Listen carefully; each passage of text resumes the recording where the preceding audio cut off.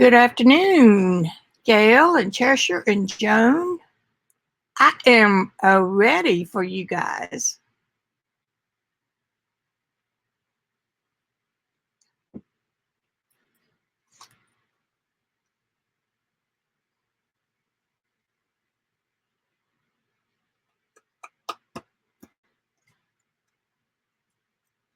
I am. I'll be with you in just a minute. I'm going to look something up.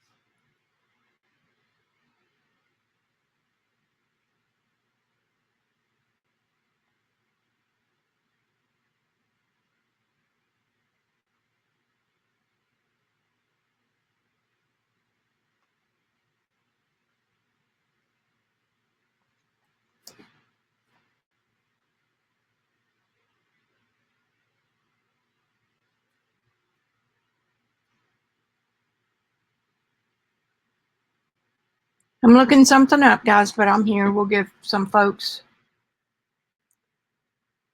a chance to get in here.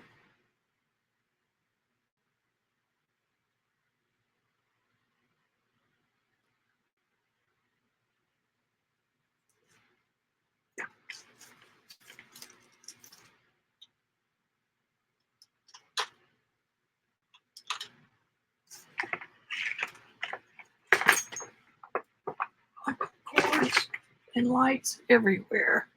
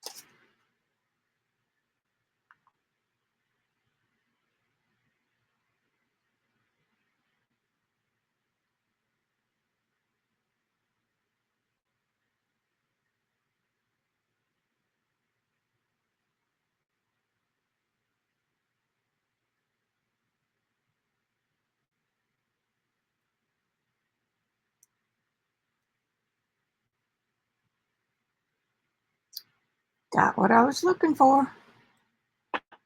Ooh, who else is coming on in here?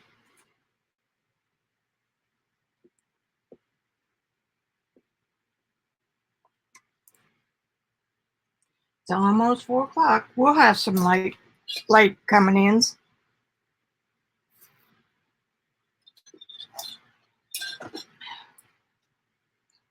Hey, Azure, you made it.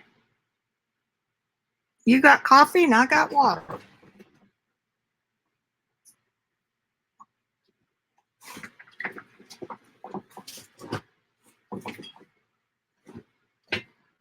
Y'all are going to be amazed at how easy this is.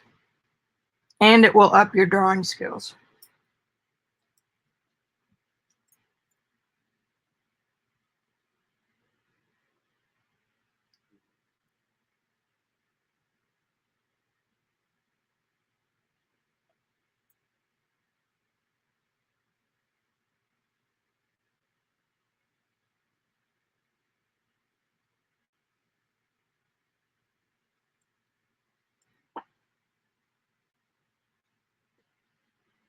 I have my iPad on a stand, a floor stand from a company called, here, I'll type it in there.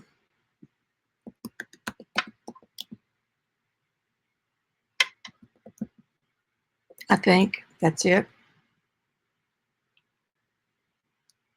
And it's got a holder that holds the iPad, and I have it scooched right up next to the arm of my chair where I can, I can really do it with both hands if I want to. But my head is on the same level with the iPad. And yesterday I was doing something on my iPhone, and I was holding it, the way you hold down by your wrist, by your waist if you have one. My neck started hurting so bad I almost got a headache from being in that bent position. So anyway, that's where you'll find me if I'm watching some YouTube stuff. Except I usually watch my YouTube stuff on my iPhone. I've got a ring on the back of it so I can prop it up or hang it on my finger or whatnot. And then I'm doing something else on the iPad. It's the best $100 I ever spent on that stand. And it will hold your iPhone as well.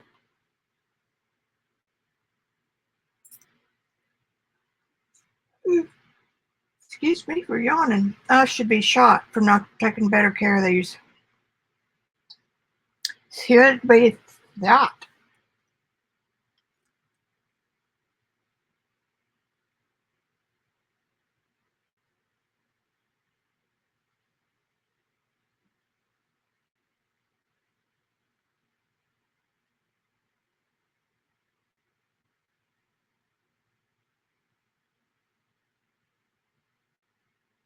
Well, maybe it's stands.net. Let me check.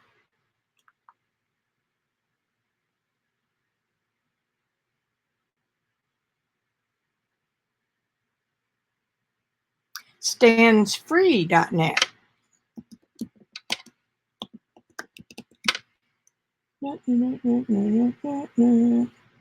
What is it? Net.com.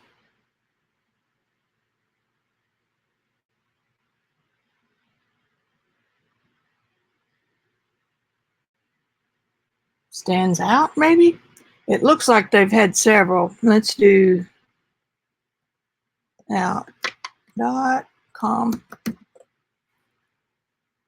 Hey, Nancy, glad you made it. CLM is supposed to be COM.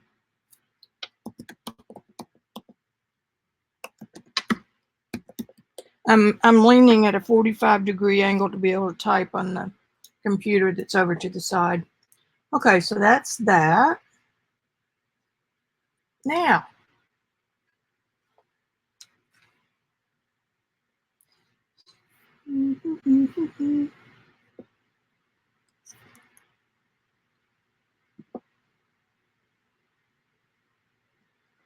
I thought I was ready. Okay. Don't want that. Don't want that. What do I want?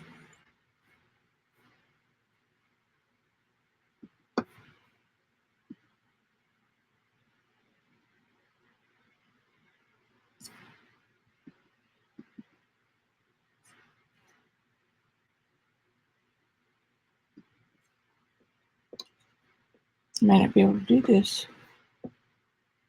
Okay, I'm not going to do it. I want to do it. All right, I'm going to do it with the iPad.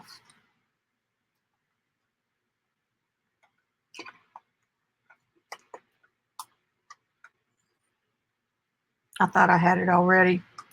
Now, you guys, I think, can go straight to my Pinterest site. My username is VickyLou92, and you can see my boards, I think. Is that correct? Hey, Joe. Does anybody know if that's correct?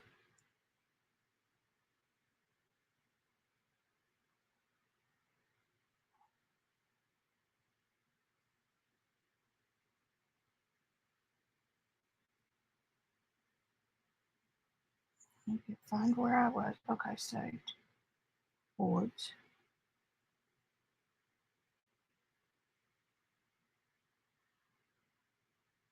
And it is called Metal Point. METALPOINT. Music. I was going to show you on the computer screen. I missed it.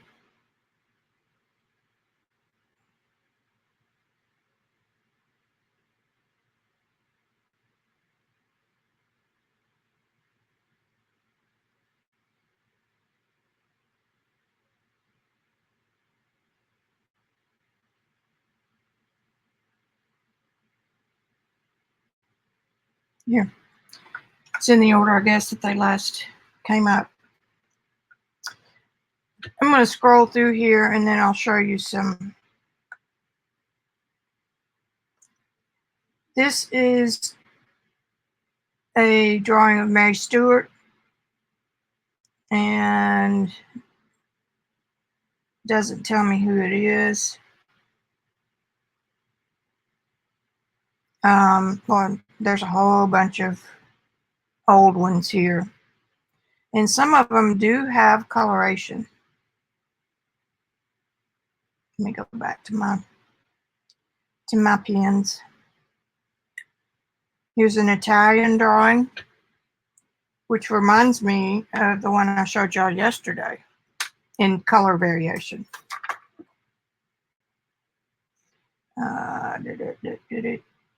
A guy named Wyden, Weyden, 1440.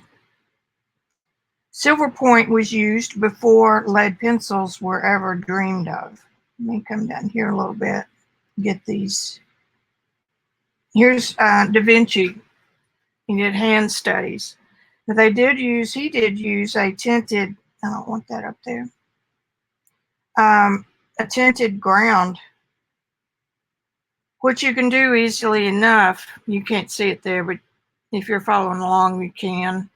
And then they also used a white, either charcoal or paint or whatever they had handy to bring out the highlights.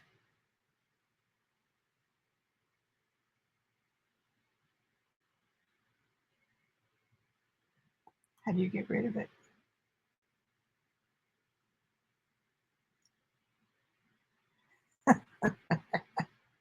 Only me. Okay. How do you get rid of the damn thing?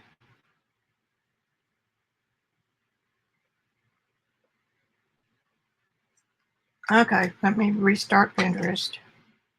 I want to do that again.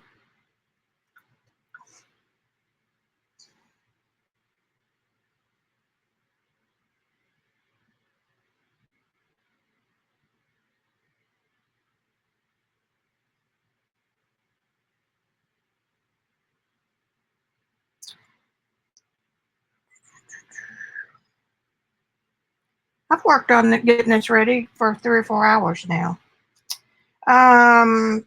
Okay, so we looked at Leonardo's hands.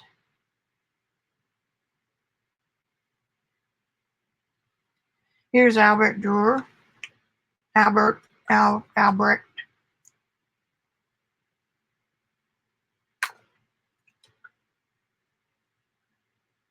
This is Leonardo.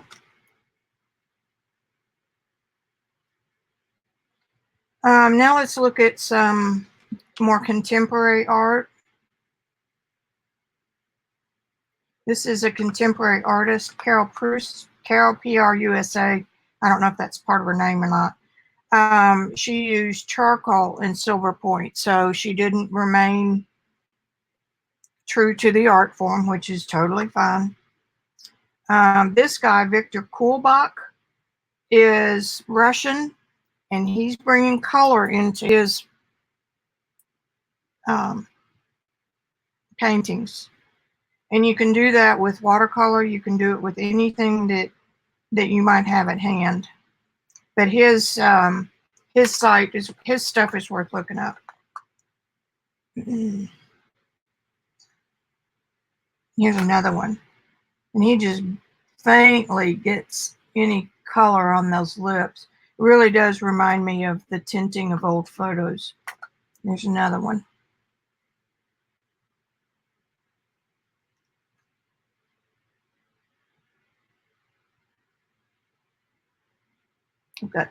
I've got a few in here that aren't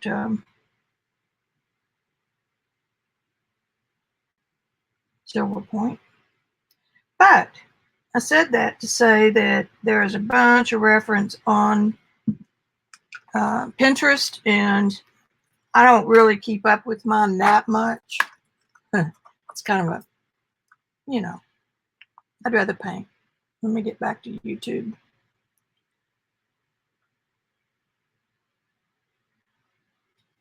Hey, Mary. Hey, Joe. I think I said so.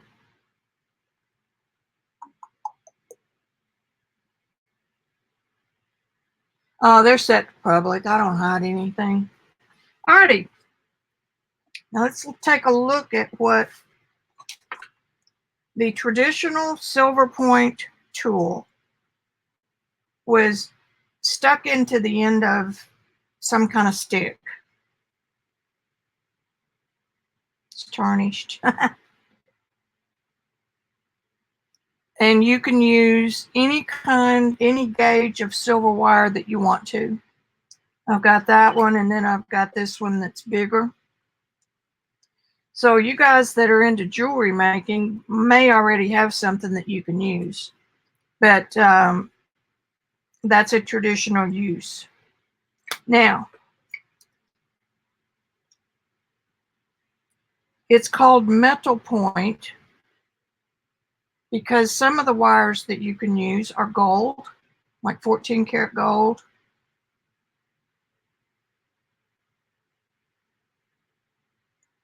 This is just a cheap old mechanical pencil holder.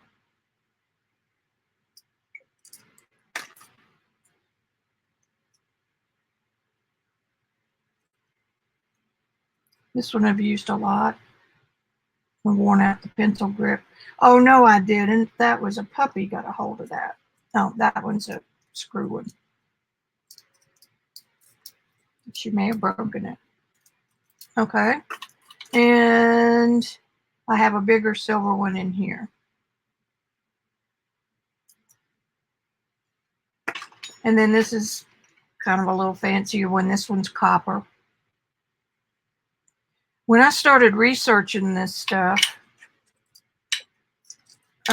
there was hardly anything on the internet about it.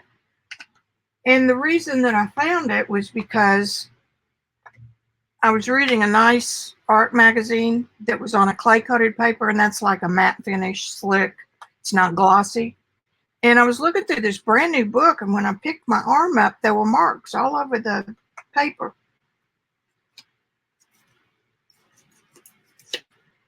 Yeah, that's too glossy.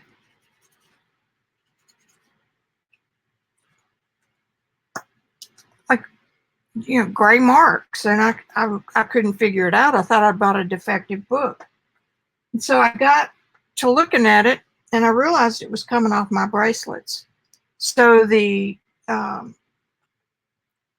clay coating on that paper, like the sealer or whatever, to make it look so pretty, was interacting with my silver bracelets that I wear all the time, and that's what was making the mark. I thought I had invented something new. Boy, was I ever wrong. So that's when I started really playing with it, and really like it. I showed y'all yesterday the most of this stuff. Are there some new folks in here who haven't seen it? You want me to go through it again? I will. These are some playing cards that I decided would be pretty cool. And this is the Waverly Chalk. Walmart now has it in a small bottle. This is the only chalk paint I've found that is coarse enough to grab the silver off the wires. And it comes in a lot of different colors. Made by Plaid, and I don't know who else has this. So I would just tape these off like this, put 2 or 3 coats of the chalk paint, and went to town. I'll explain more about that one in a minute. The thing about Silverpoint is it can only go so dark. Thanks, Mary.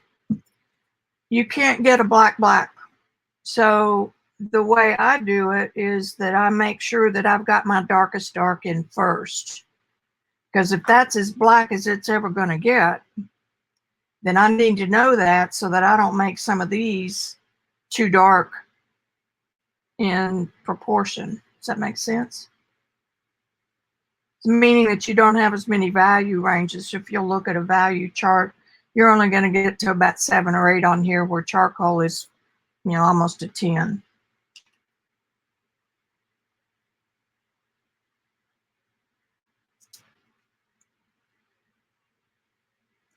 These could be reworked, or not reworked, but continual work, meaning that I could put another hour or 2 in on each of these, refining and smoothing and making some places blacker. I got paint on that one. The Indian girl. Using some, I don't remember what I used. I think maybe just, I don't know, I don't remember, but used white in that one to lighten it.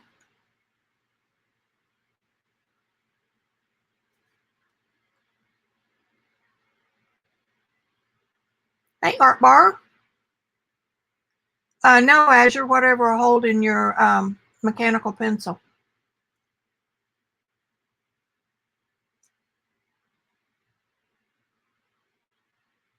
This one could use a little more.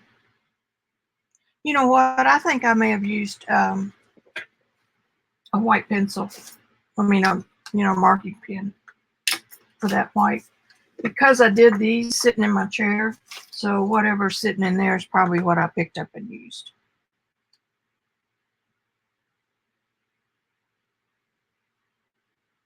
Statues make wonderful models because they sit still.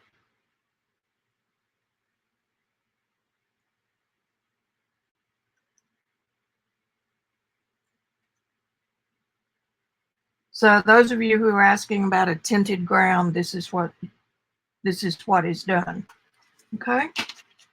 Now, I'm going to show you something else on my iPad. I have a plastic grid system that's clear acetate with white lines on it. And some engineer designed this to help himself, or maybe, somebody he knew, enlarge paintings, so that you would put a small 1/2-inch grid on a photograph, and then you would put the matching large grid over your paper, and draw lines. And then you would duplicate what was in that square over here. And I'm not going to explain this in detail right now because that would make a whole nother class. So what I did was took the small one here. It was the small.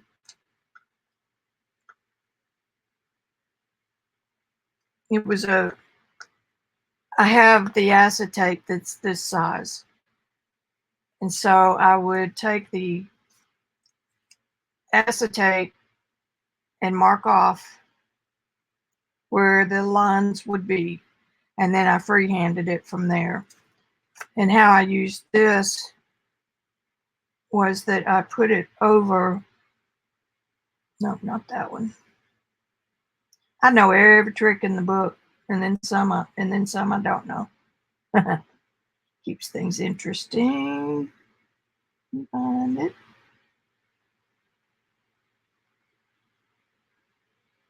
Here.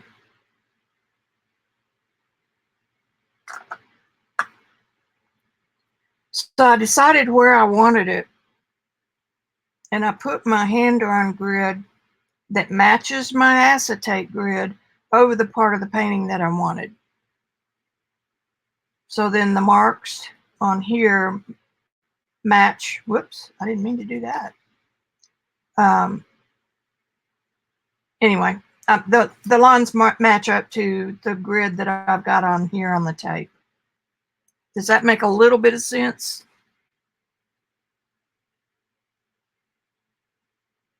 Let me see if I can find that one real quick.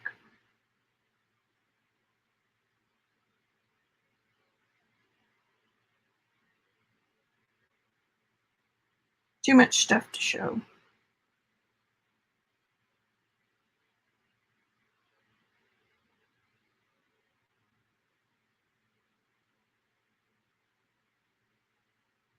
No, I don't see it. Just real quick, I don't see it.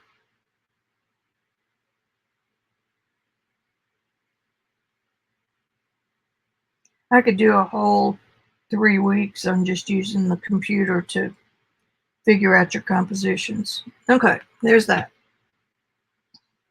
So that's how I do them, or how I do the portraits that I was doing on the cards. Okay, so I'm gonna put those up.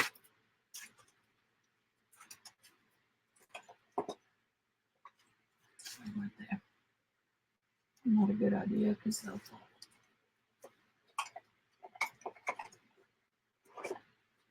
Any questions? Hey, Rosemary.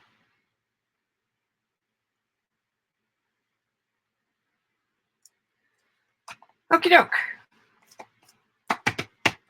Then we looked yesterday at these. And these are in an old art calendar that I didn't want to throw away. And there's art pages, Arkansas artists in this book. I think it was produced by the Arkansas Arts Association. I'm going to skip through to the Silverpoint. And I used the same Waverly chalk paint. If I get it just right, you can see the shiny silver. Now, depending on the conditions and how much this is in the air, the silver will tarnish with time, and it kind of takes on a brownish tone. These don't so much because they're in a book.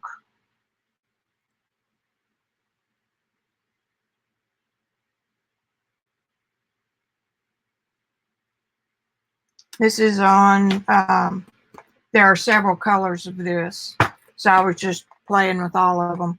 And I use these things in my mind. These are not art so much. They're practice. These are my practice pieces. Therefore, it doesn't bother me to have them in a book. So, girl, see that the darkness is, that's as dark as it gets.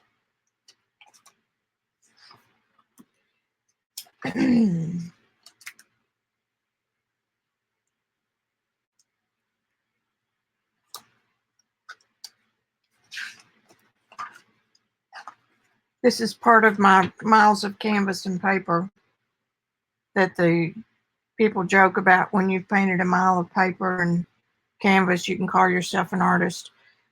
This is done on a piece of scrapbook paper, and I put a real thin coat of maybe just plain old gesso, and that affected how dark I could get it. So the kind of paper and the kind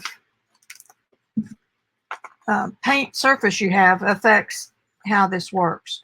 This is on the black Waverly chalk, and her face is in Silverpoint, and her scarf is in gold. And it's really stunning when the light hits it in different ways. She almost disappears, and then she comes back. I just think that's awesome.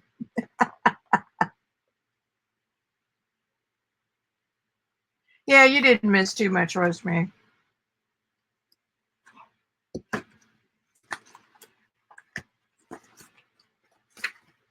There's another one.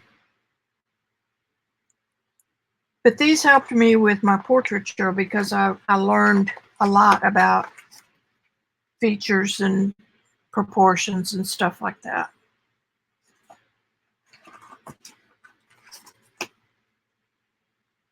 It's easier to just play when you're not messing with things. I think that's why. Okay, so there's some more back in here. See, I've got other pages prepped. This is a good, it's a good idea if you get your hands on an old art calendar and then just cover over the art pages. I skipped around some, so I wouldn't be in the mood to work on white.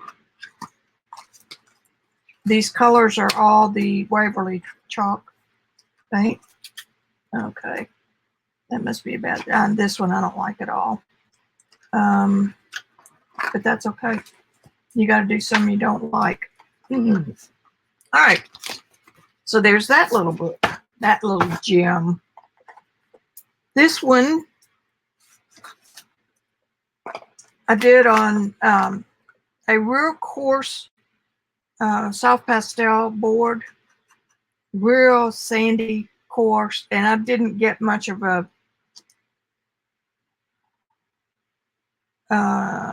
result from it because the tone, well, number one, the Silverpoint didn't really take well. There's not any silver showing. And then I used some white charcoal to pull some highlights, and it didn't really work. I could come back on top of this in watercolor, which we might do. You never know what we might do. The one I used in the ad for today, I know it seems like I'm all over the place. This one is on a plain old gessoed board. Those cheapy ones they sell at Hobby Lobby. And it's just a slick surface, but it worked with the silver. And this is gold gesso, or gold acrylic around the edge.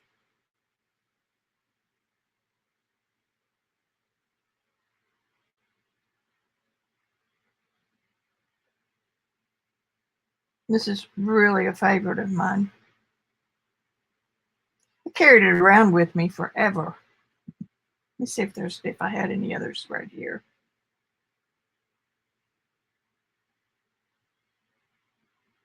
Oh, that's it. So there's that. I've done a couple others. Mineral paper can be a good surface. This is from Dick Blick, and it's called Plike. Plike.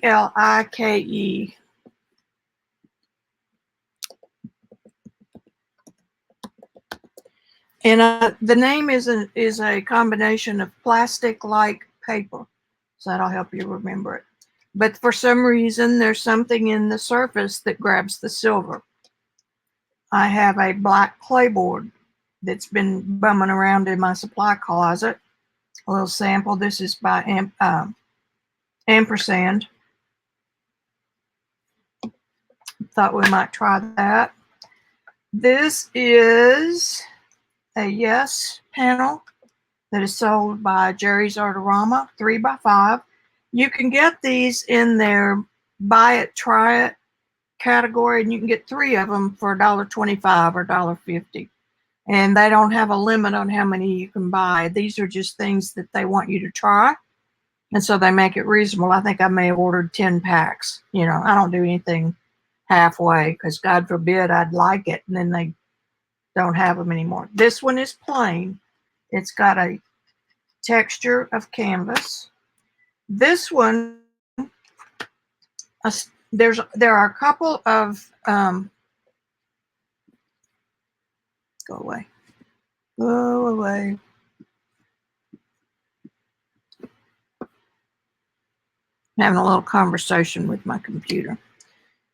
On Facebook groups, there's a couple of Silverpoint groups, and they've got, I mean, some of the artists in there, that's all they do is Silverpoint.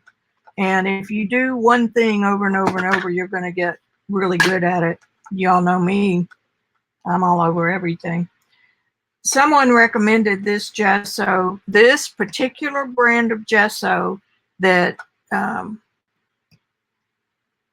Silverpoint or Metal Point loves.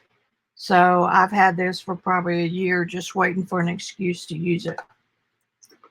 So this board is coated. Yeah, this board, I have 2 layers on top of that linen finish. And then this is another panel that I got from Jerry's in that try it, buy it thing. This is 5x7. And I did the back side with 2 coats of the gesso and then turned it over and realized there's kind of a cloth-like finish on the back of it. Pre-made grounds for Silverpoint. Golden makes one. And I'm not sure who else makes one. I have it and I don't like it because it feels plastic. It doesn't feel organic. Where these gessos and chalk paint feel, you know, like from the ground, which kind of are. I mean, they've got stuff in them to make them feel like that. The original ground for silver paint required cooking rabbit skin glue and calcium carbonate and stuff like that. Natural Pigments now sells some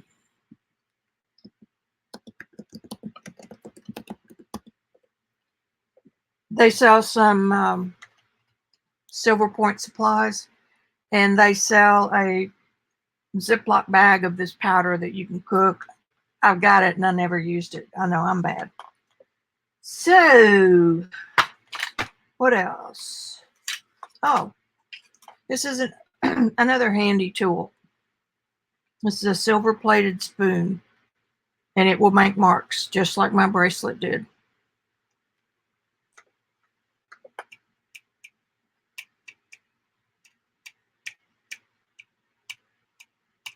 I'm looking at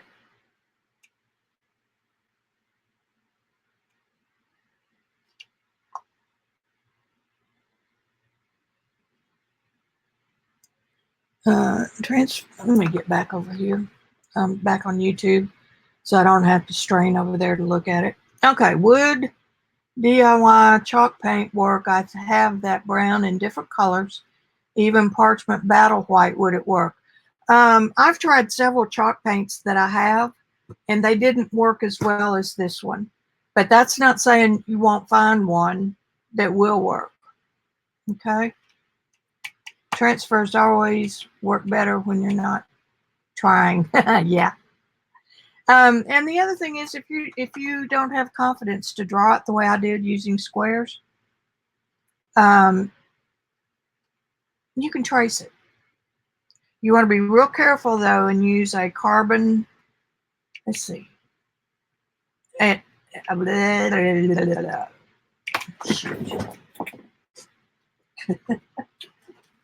my brain, graphite paper, because it's wax free.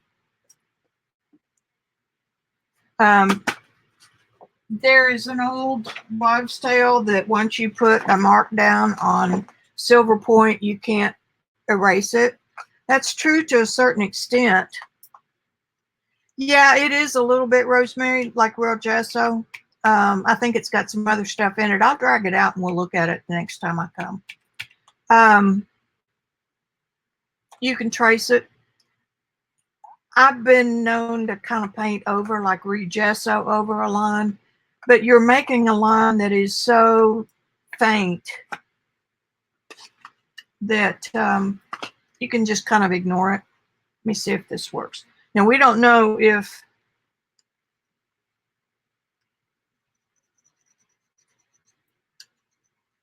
and it does.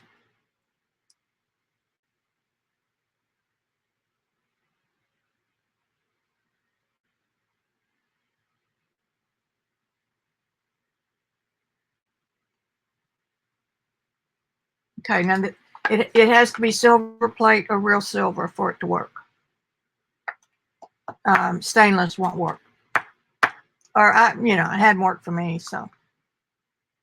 But that's another one that you can use. It's awkward to hold if you're really doing a lot of things, where these leads are. Now that I've already done on this, let's talk about a few marks. If any of you have done any drawing training or charcoal training, you'll know these things. I didn't. I'm self-taught in that. You can make straight lines and you can come back on top of them and do horizontal lines. I may have to switch to a lighter piece. Let me do that. Let's see if this works. Oh, yeah. Okay, cross hatching.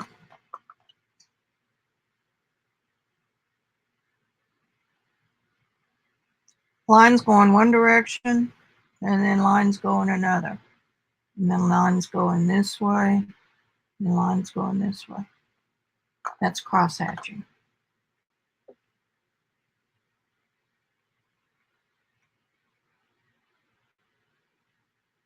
You can get it to focus.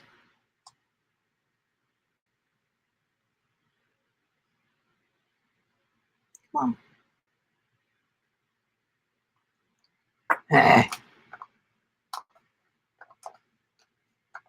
It'll focus about the time I pull it away.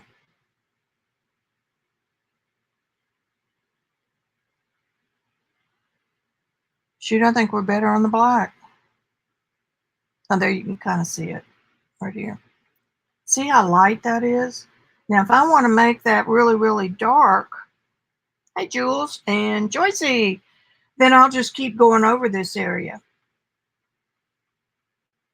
Changing direction.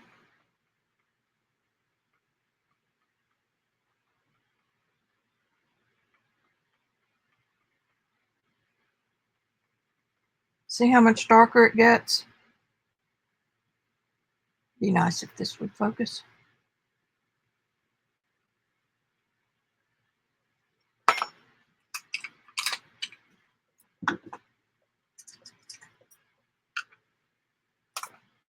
See if this works.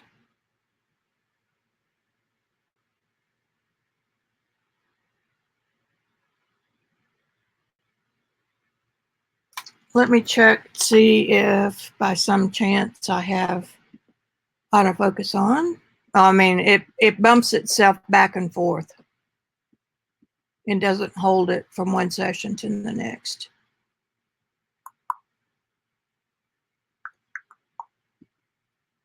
All these little idiosyncrasies. Okay, now if that holds, we'll see. Very, very little, Mary. Yeah, it might. But I've been using some of these for a long time. I mean, you're depositing some, and because this is silver plate,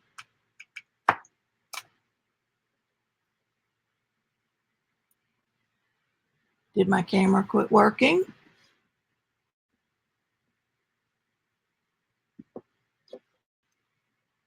It did. All right.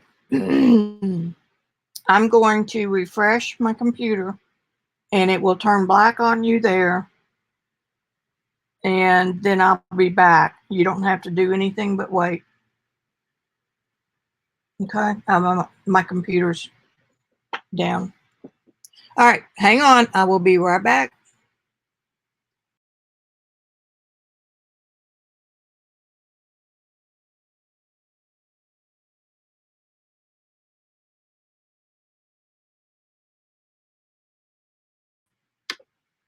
Okay. We're back.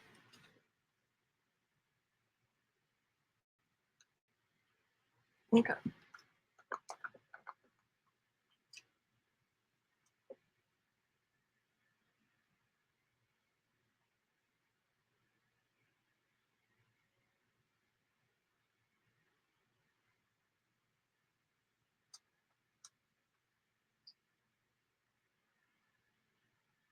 Oops. Right over the stuff.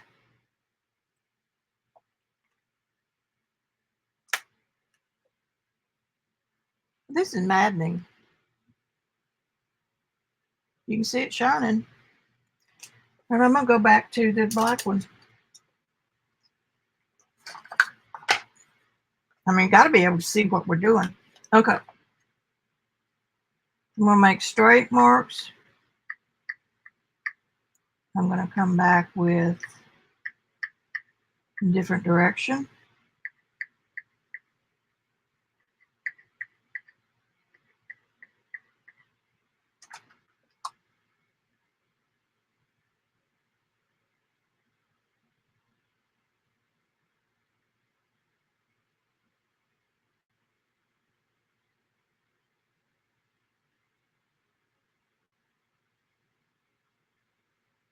Yep. Okay, so that's cross hatching.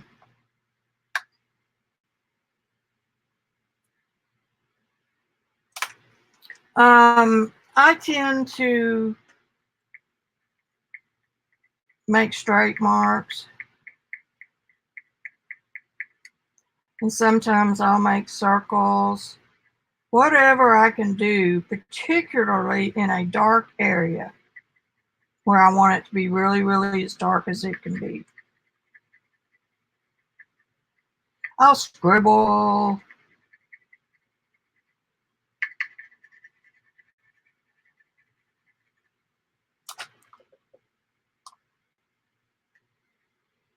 Until it quits taking silver.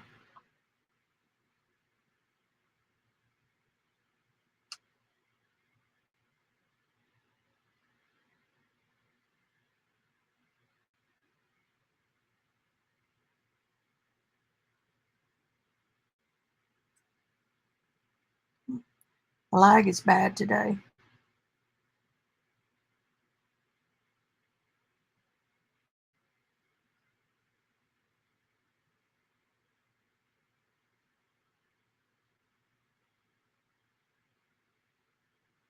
I'm trying it. I'm not getting the hand to work at all. Okay, there I'm looking at my StreamYard.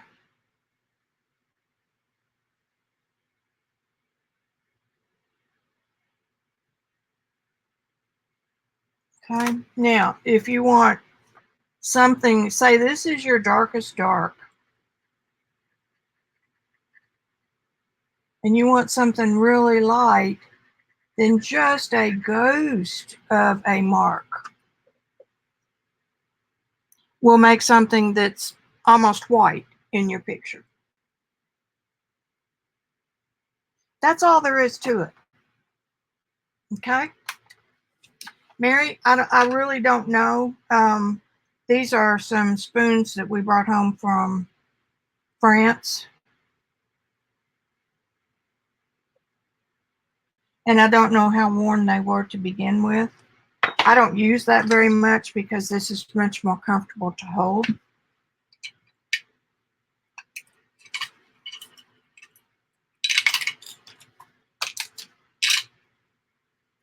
I think my little puppy messed this one up. Oh yeah.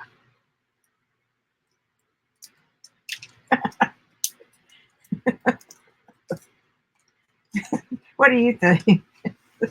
No wonder I couldn't get it to work.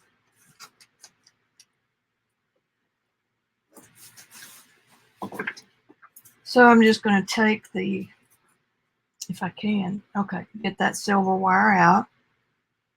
I have no earthly idea what gauge these are. I don't pay too much attention to little details like that.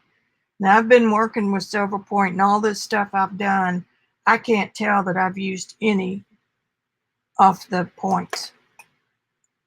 So for 12 years, maybe 15. So this one's going in the track. Oh wait, make sure I don't have another one in there. I don't want to throw one away. I do. I do.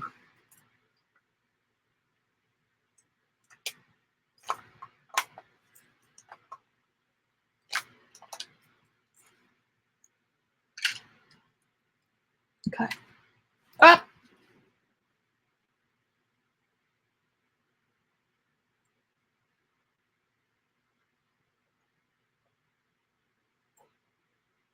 Ew, there's some crud down in this apron pocket. I thought I felt one come out. Oh well. That's all, so I can throw it away.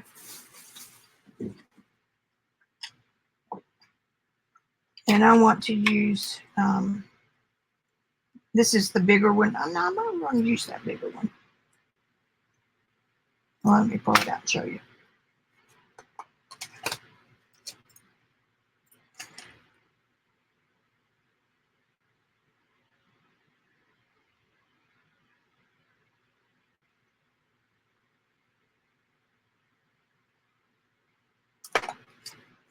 I'm going to put the bigger one back in the yellow.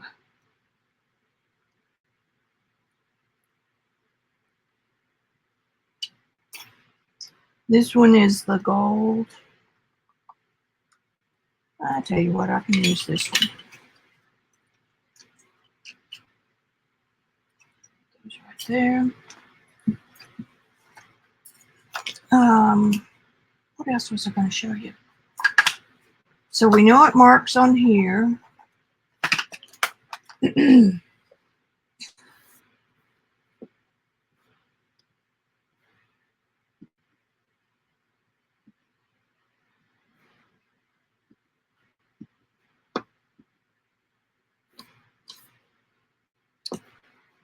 And here I am. Here.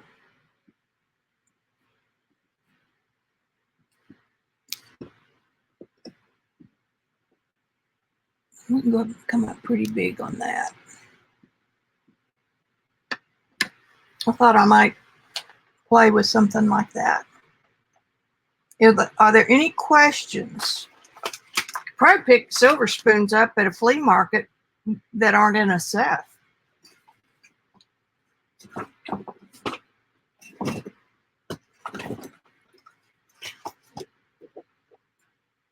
And I had to mark this. I did get marks for my bracelet.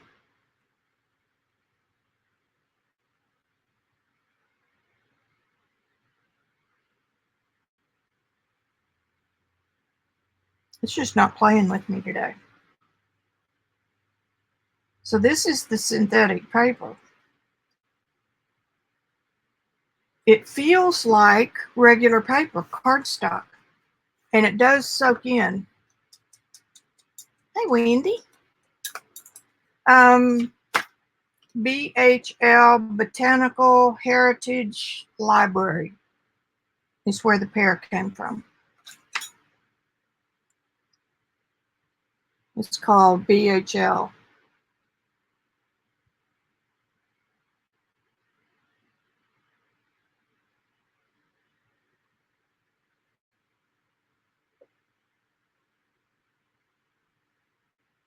And everything they have is free to download. And they have very high resolution photos on, they do all of their big photos on through Flickr.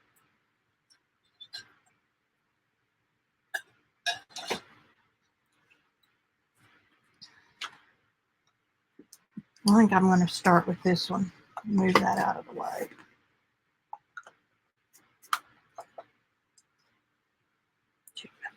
Two by three. I'm going to bring that down. And again, I like to have my source photo. What the hell did you do there?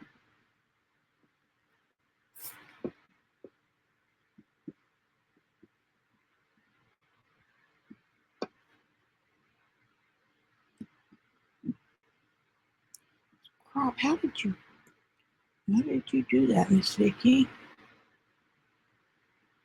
Oh well, that's okay. I want to get it smaller. Okay. And I've got it now the same size as this board. So if I measure back and forth from my computer screen, it will fit this board.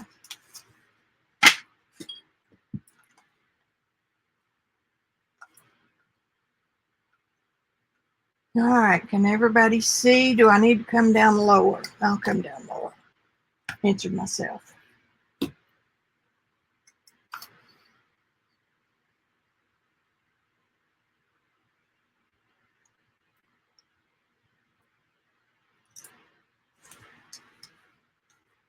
Put something black there where we can. Okay, this is same size, so my mark is going to be there for the bottom of my pear. And from the top,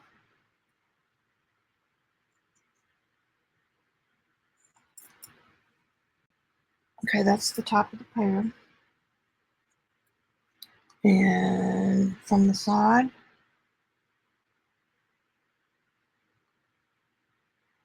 and from the other side,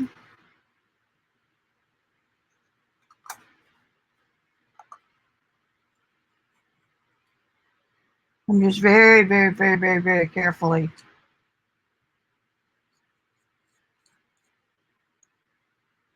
drawing a light shape.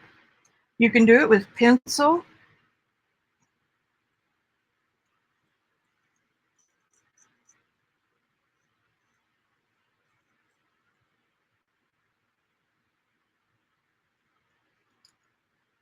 Pears are fun because they come in all shapes and sizes. Most of the scratchy marks will be covered anyway. And then we've got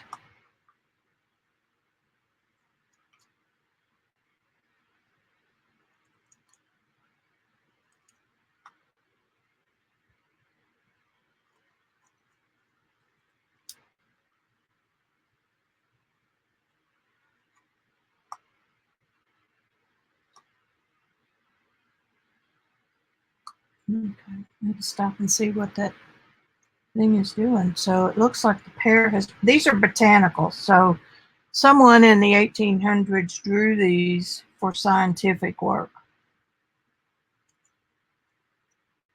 So they'll show the leaf, the stick. Sometimes they'll show the fruit cut.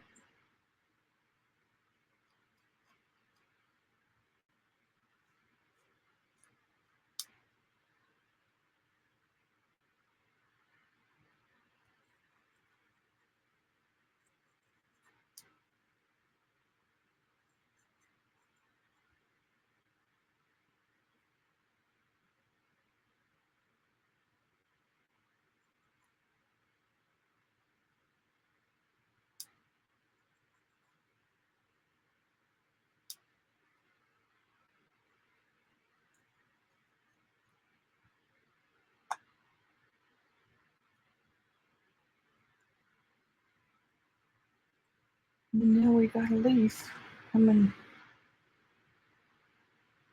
It's not quite right, but that's okay because it doesn't matter.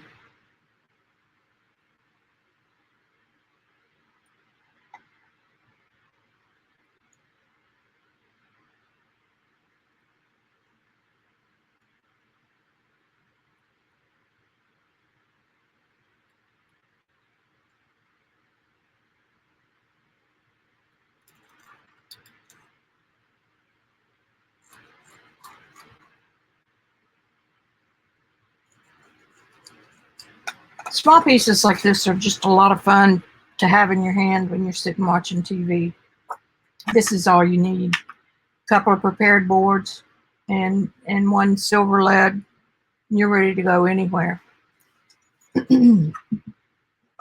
So now, where are my darkest darks? I've got a real dark area right in here.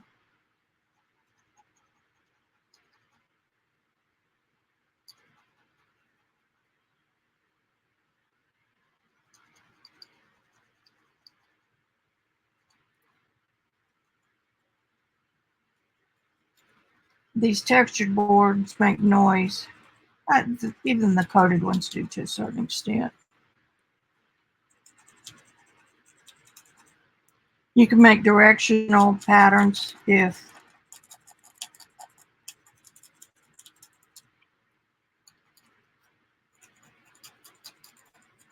this one really got a lot of music.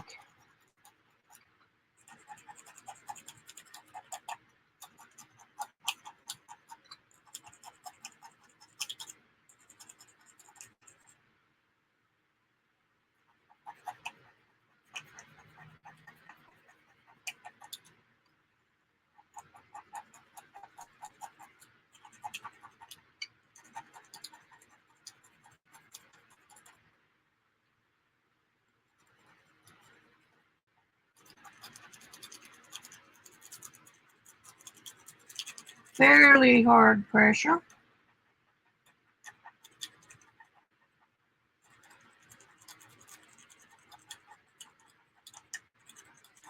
This is not soothing. I bet it's driving y'all crazy. Now this area right here is dark, but it's not as dark as this. See how easily I put color down? You got to be real careful with those lighter tones because they will sneak up on you.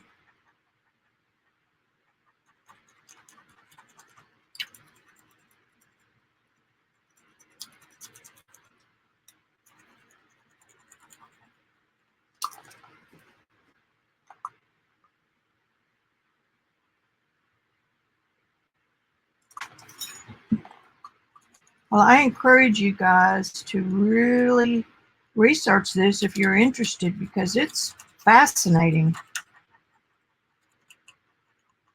And it fell out of favor for a while because, you know, lead pencils and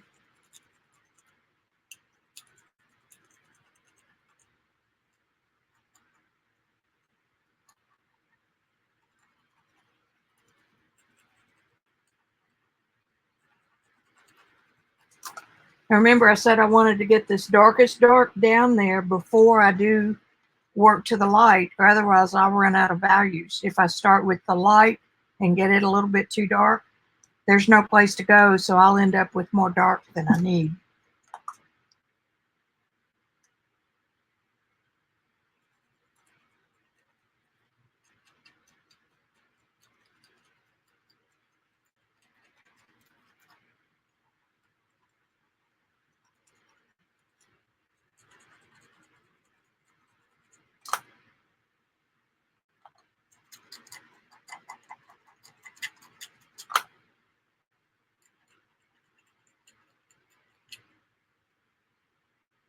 I've got a vertical weave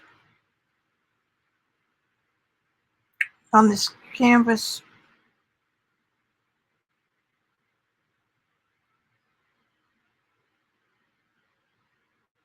Come on, play with me.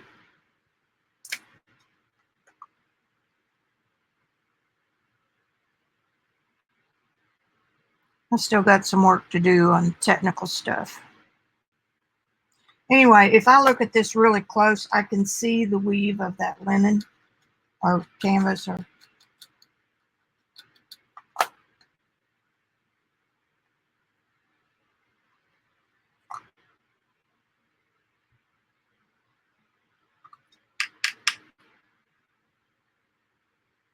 I don't know what ethograph is, Wendy. The only thing I've ever heard it called is metal point or You know, silver is common because that's the most common tool.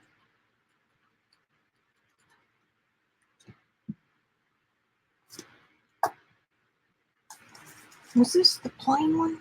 That's the plain. I'll be darned. This is untreated. This is the Yes board plain. Start another one.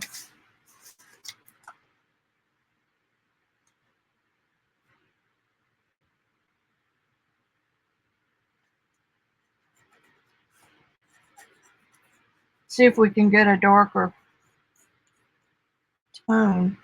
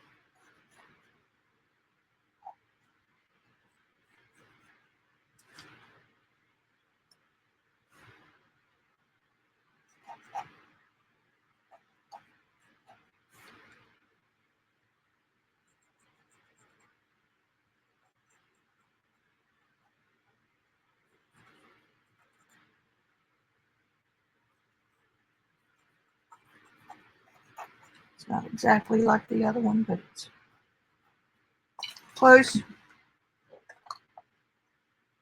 This will give us a good comparison.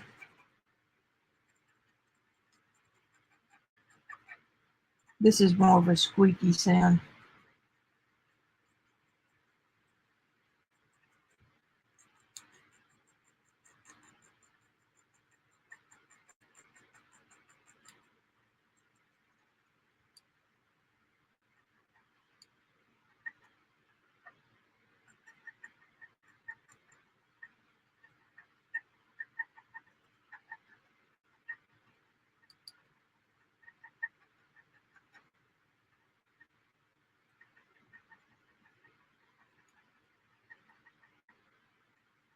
I'm hurrying so that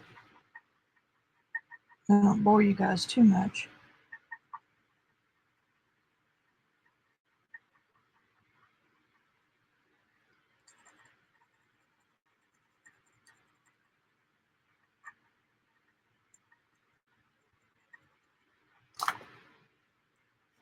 I'm still picking up that texture from the paper, but not as much because it's got 2 coats of gesso.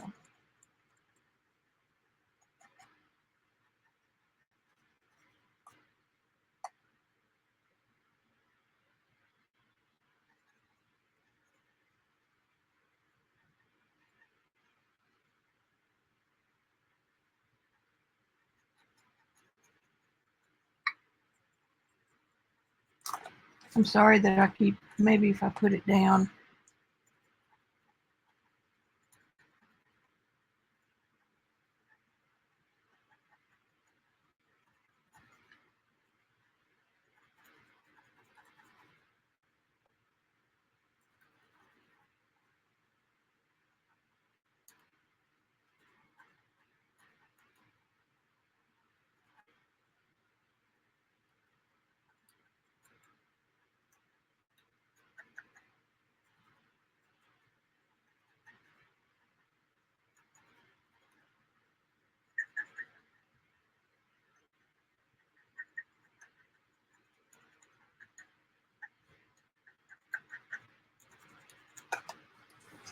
All right, so about the same amount of time, and the coated with the artboard gesso is darker.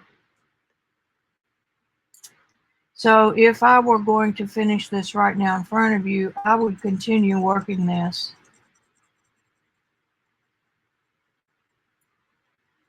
until it wouldn't take any more.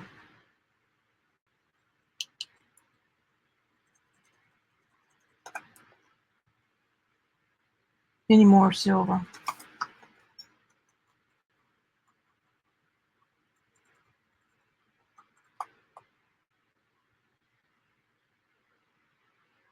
Oh, thanks, you guys. Ethergraph point. Erasable. Not really. Let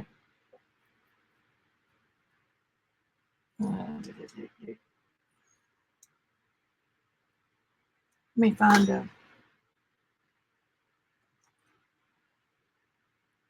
Depends again on the surface. Got a little kneaded eraser here.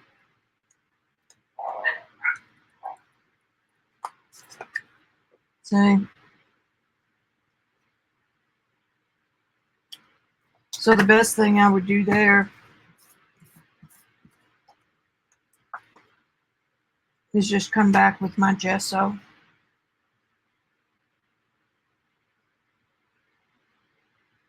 Put a real thin coat over it.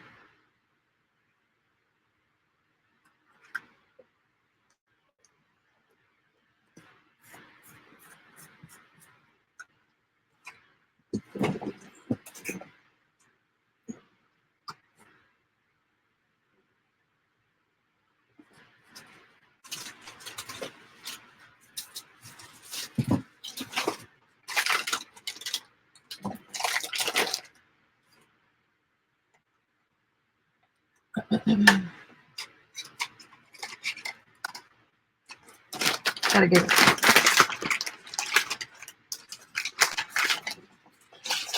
Baby, what? It will sometimes bleed through.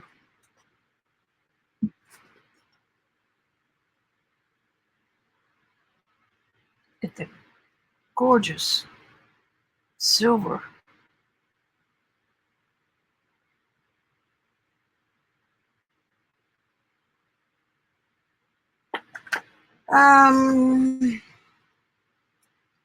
Now this is a smooth surface.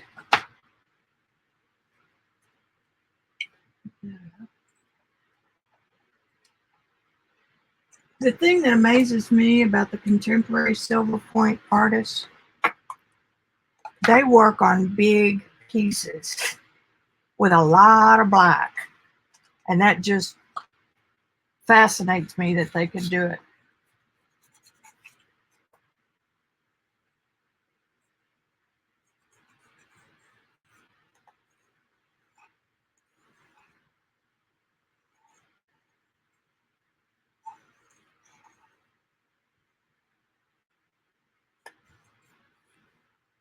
Yeah, I can clean those. I'll cover most of those. And then we've got the, now I could have increased my picture on the screen, but I didn't.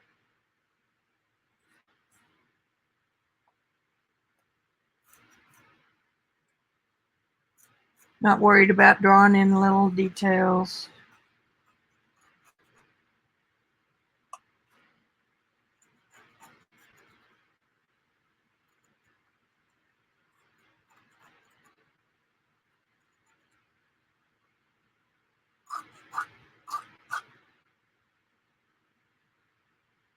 And then we've got the leaf coming.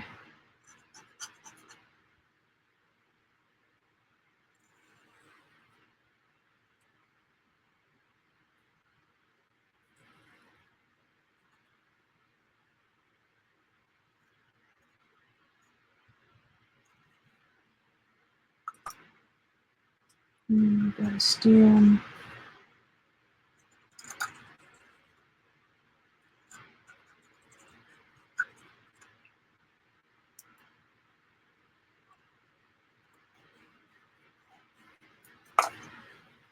Good enough. Little different sound.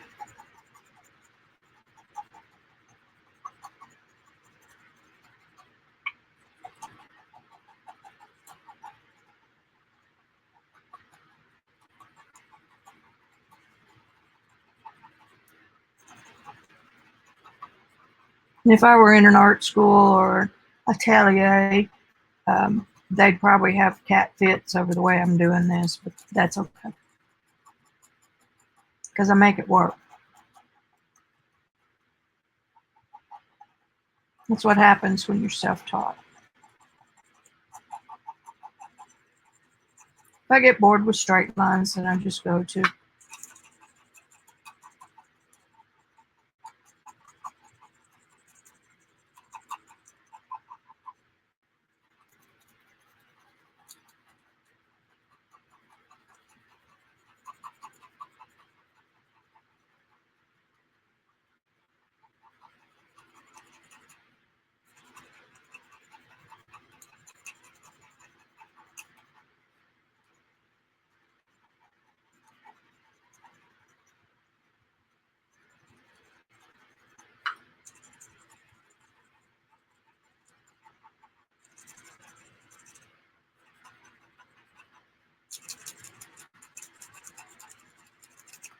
and I could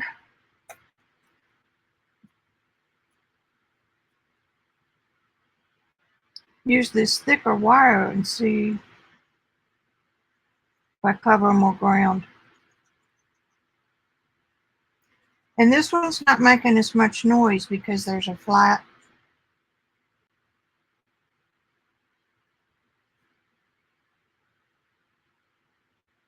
It's ground off at an angle.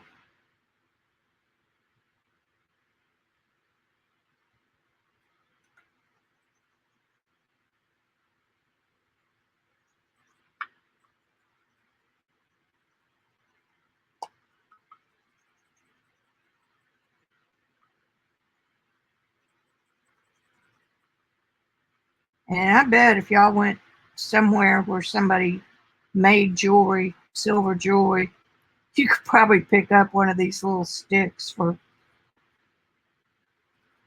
not much money.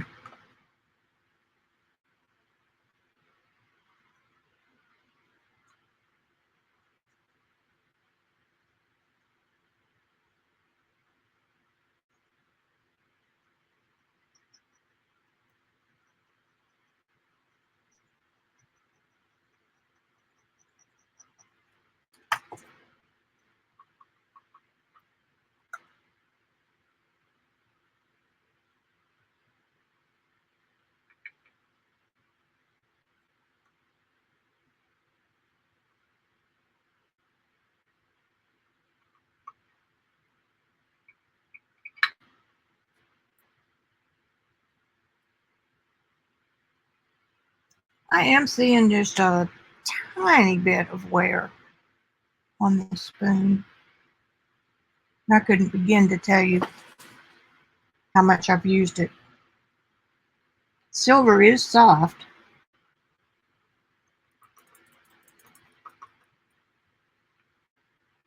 Applying quite a bit of pressure.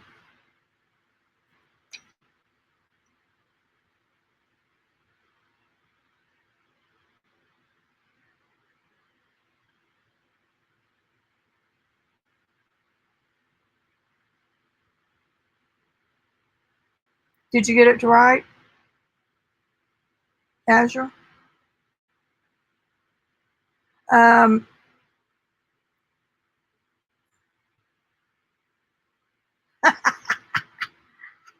that's cool. That's cool. Watercolor paper. Yeah, they do get framed behind glass, mainly because the substrate it's on.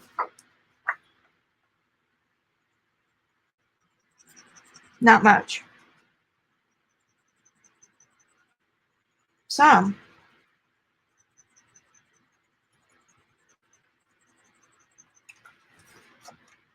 Oh, I was going to do this too. Let's do it right now.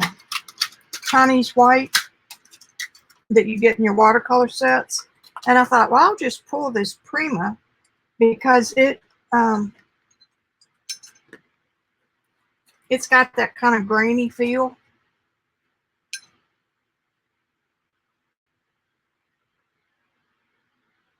And I've also read that latex house paint, it would be not shiny at all. It would be your regular wall paint. that some people use that. Okay, so let's do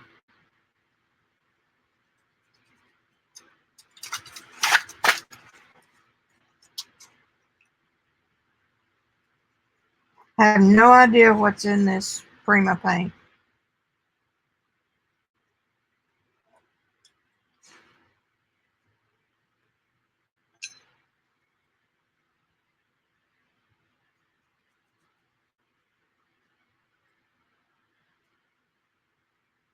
All right, just for fun. This is the Shimmering Light set.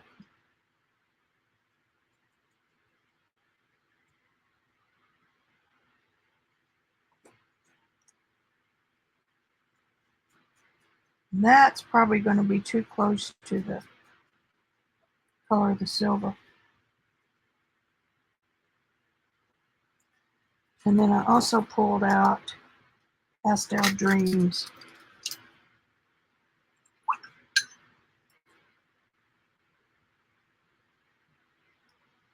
If you use Prima's paint, do not use your good brushes.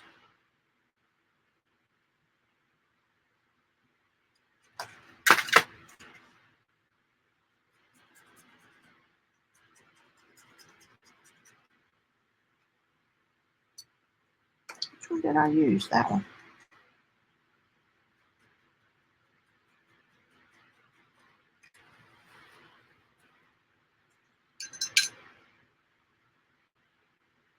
I want the vintage color set of Prima. Still a little bit too expensive. Whoop. I didn't mean to get into orange. No biggie. Okay, now let's let those dry.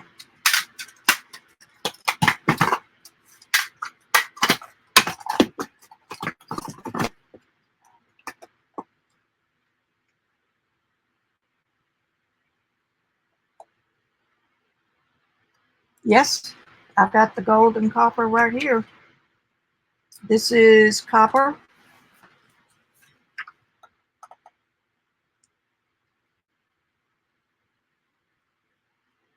Some people don't like the way copper tarnishes.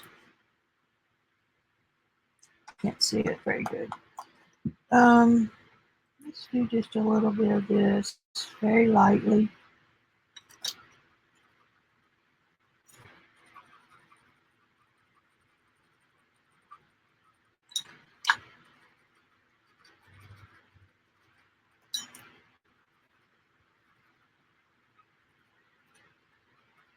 Now I want to see what y'all do. It's no fun to teach and not know what y'all are doing. So post it on my Facebook group.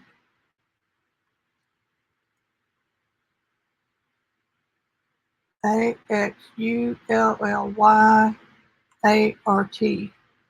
on Facebook.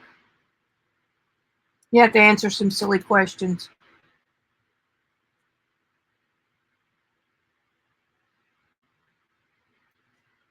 Well, sure, Wendy. Join the fun.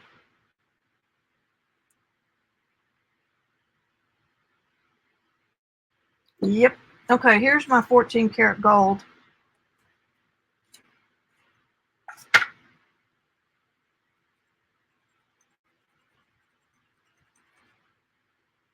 Remember, that's what I used on the girl.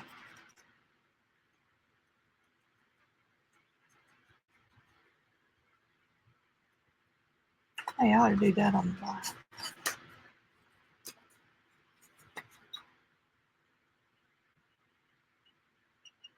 It's a very subtle difference, but it's warmer.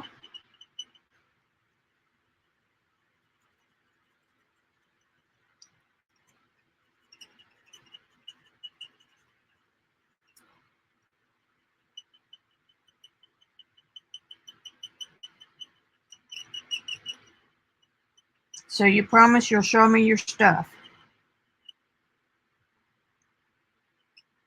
I've had that group for a couple years and I just don't spend the time it takes to get it going, but it's y'all helping.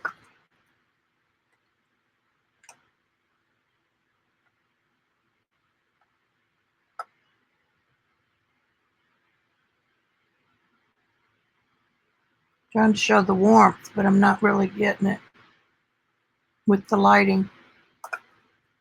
But that is the same that I used here.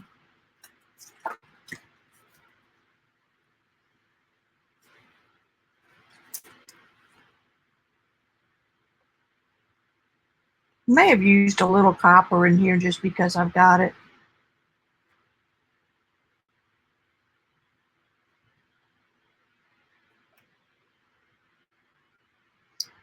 Craft paint? Probably not, Mary, because it doesn't have texture. It doesn't have enough grip.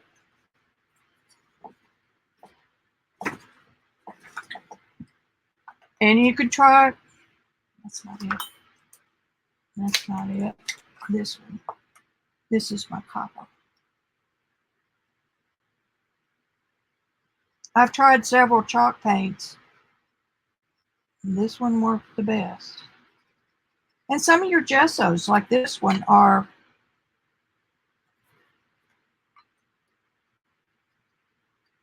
gritty. Your Liquitex Clear is gritty.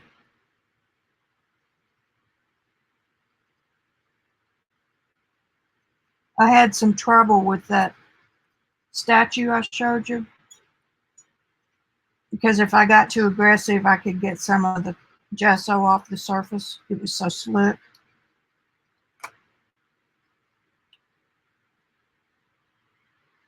It's very subtle.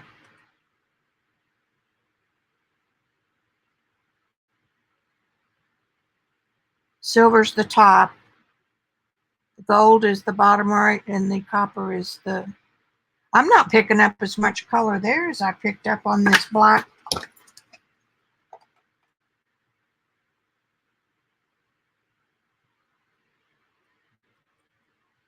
I mean, I can see that right here. Copper. And here's the gold.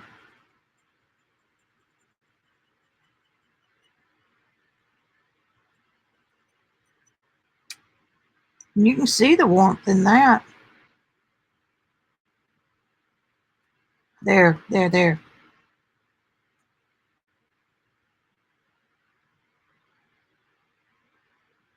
Oh, sure. I'd try it. Oh, plain Liquitex will not work. You can try gesso.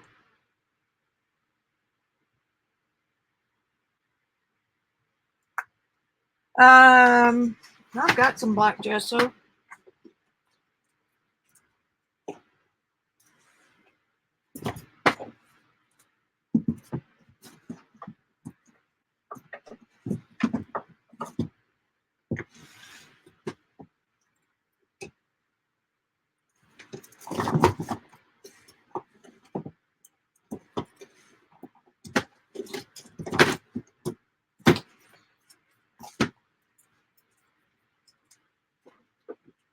I don't remember Deco Art having much grit. That's a brand new one, damn it.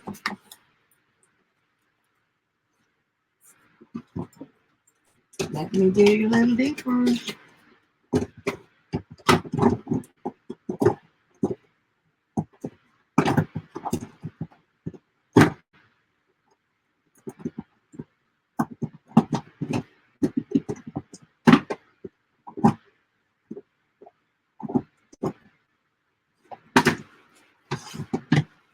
If this one's brand new, we'll just open it. Feels like it. No, I've had that open. I hope it's not dried out. No.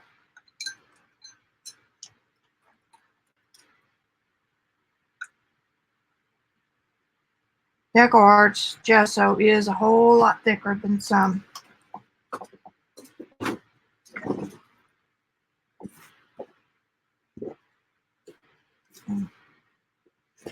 I guess that's the one I used. is.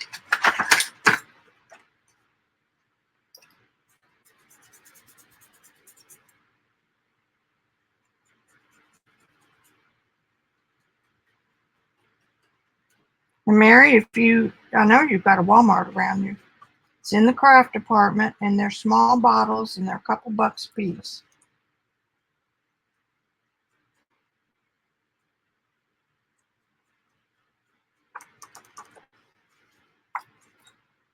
Let me dry that, and then I'll put another coat.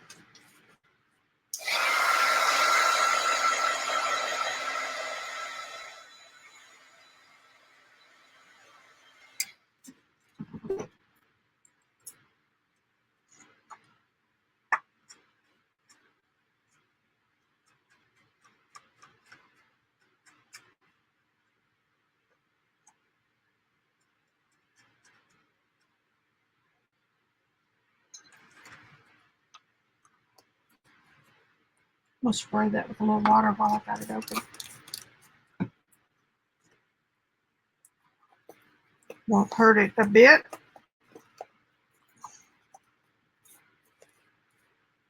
I've got some golden black gesso too. Let me get that. I know right where it is.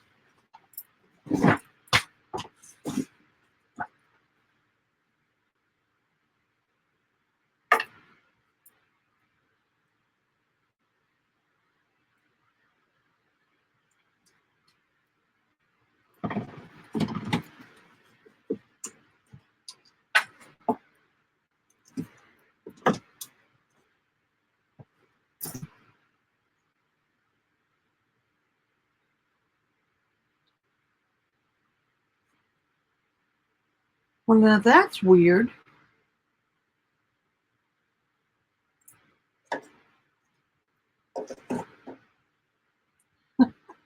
It's been right there in the very same spot forever. And now it's gone. Okay. That's strange. And it's a great big tube too. I mean, bottle, jar. Okay. I can usually see it from my chair. Oh, there it is. I moved it to the very front of the shelf.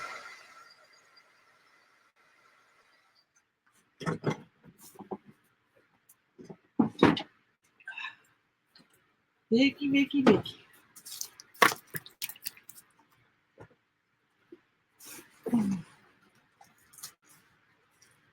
Thank God for the plastic.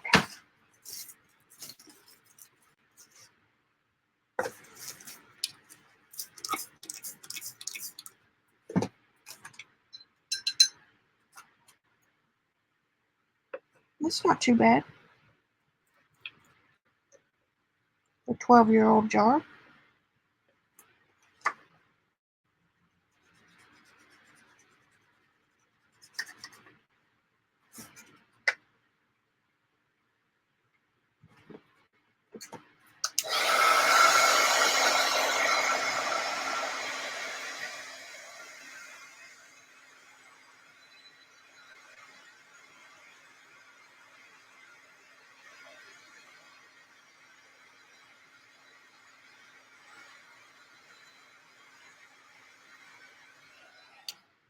I'm going to have to get y'all too. And if you like this way of learning with my encaustics.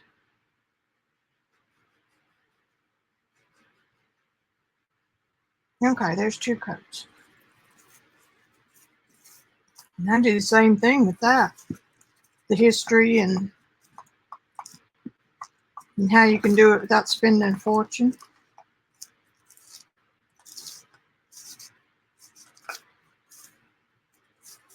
Okay.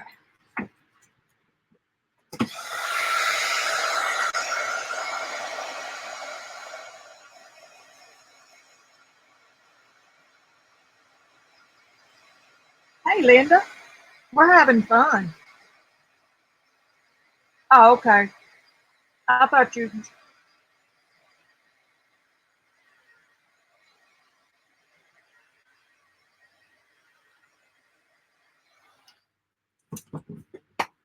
All right, let's try it.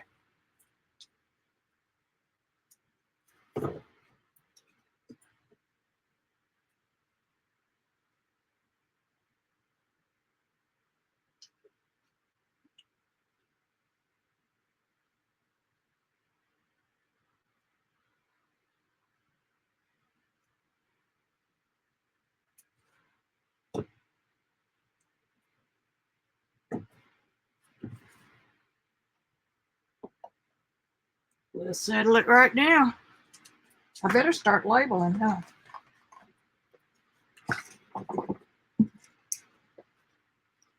Okay, so this is golden. This is Deco Art. And this is Prima watercolor.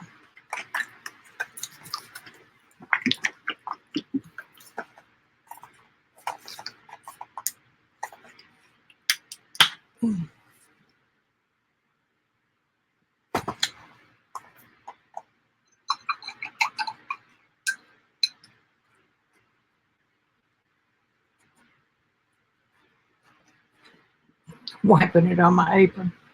Y'all can see this damn apron.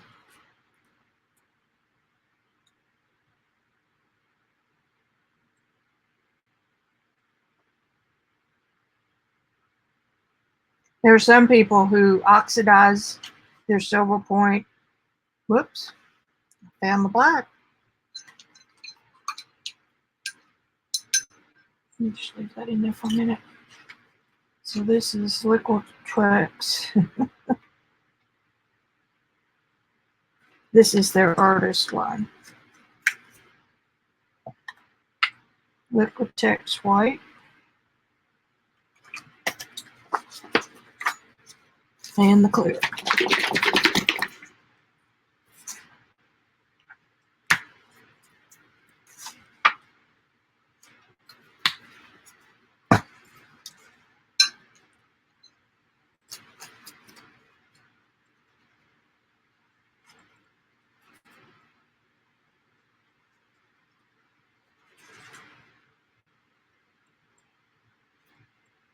Okay.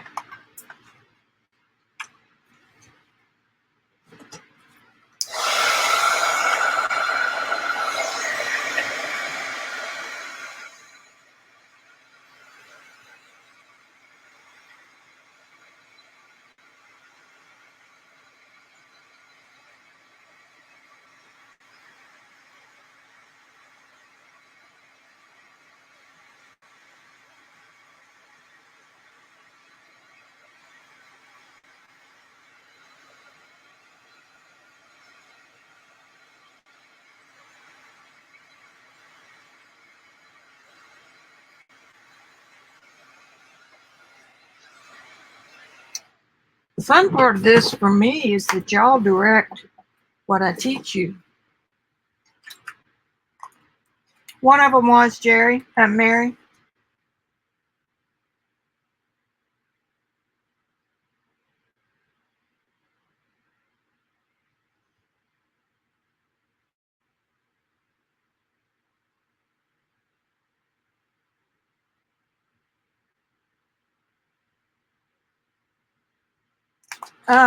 The 3x5 cards must have some kind of a coating. I would guess this is the one that has the gesso, the art.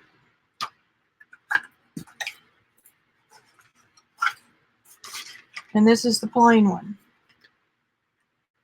So this probably is a gesso. And I don't know that you were here earlier when the statues that I showed in my ad today with the gold background, that was done on just a shiny hard gesso board from Hobby Lobby.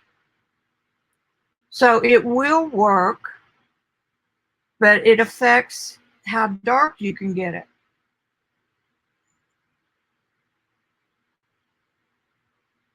Yes, Linda. Okay, see the difference? Huh.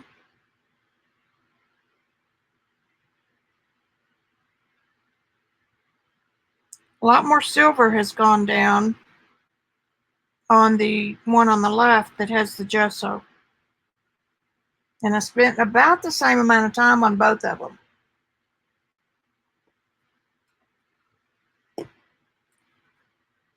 Okay. And then this one has the gesso.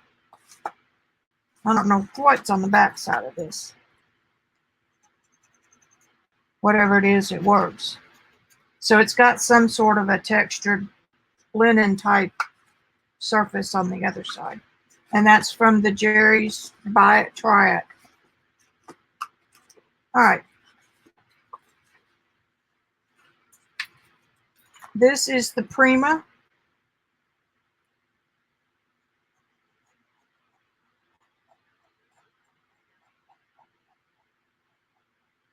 Chinese white watercolor paint does the same as this.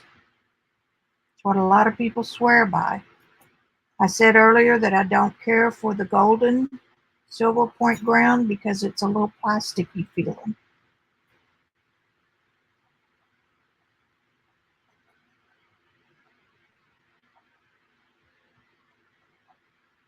And the reason I chose the Primas is because they're very coarse feeling, which is perfect.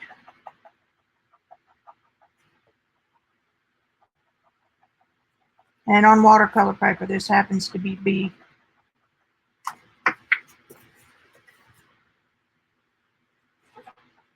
Kind of got a bluish look.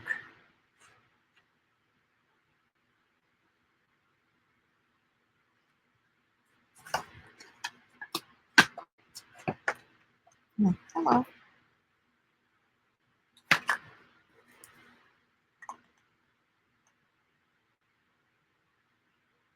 This gesso just has a monumental load of silver. That's cool.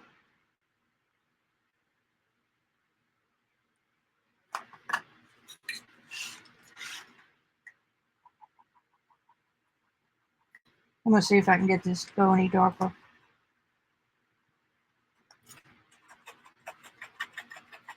Get the bigger one.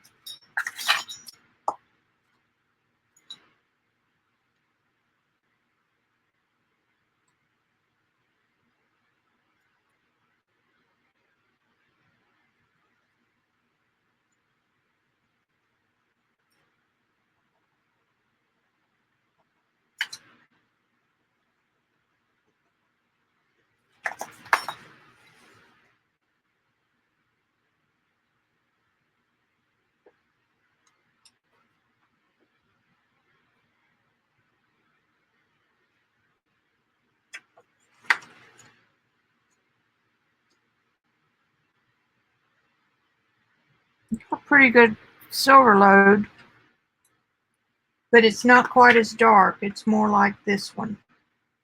It's just the straight, probably gesso.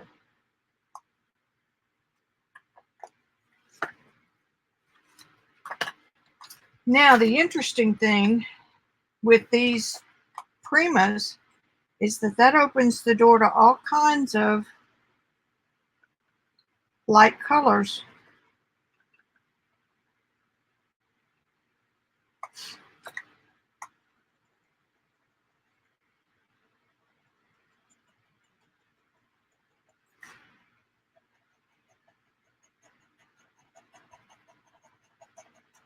Oops.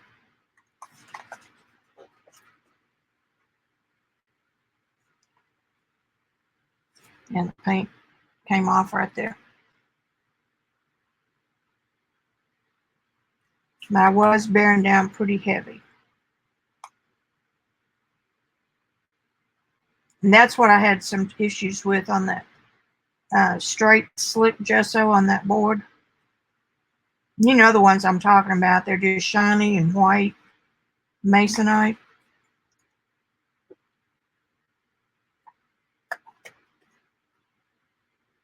Again, I can't get it as dark.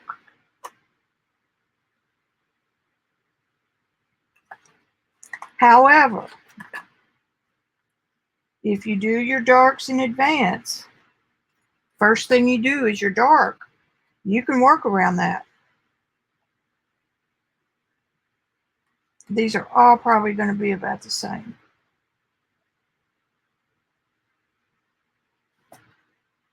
Another factor that might play is how many coats you put on. Maybe how long you let it cure before you do it. I mean, I've heard for years that Chinese white was a great ground. And don't forget latex house paint. I've heard that a lot. It does make a pretty surface.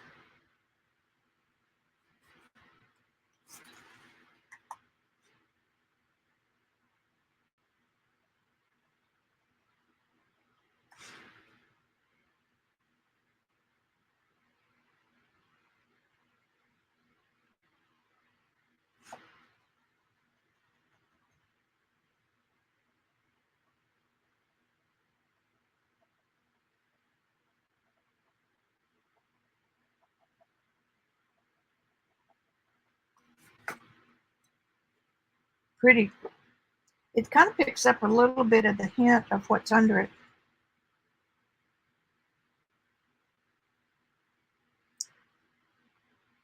You bet. I've got some paint here. You want it? I got it. I bought these at Home Depot. Valspar satin, which may not be the right kind to have.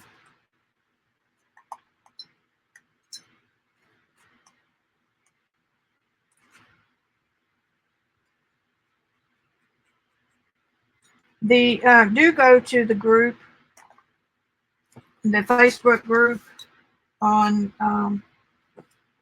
Silverpoint. There's some real professionals there.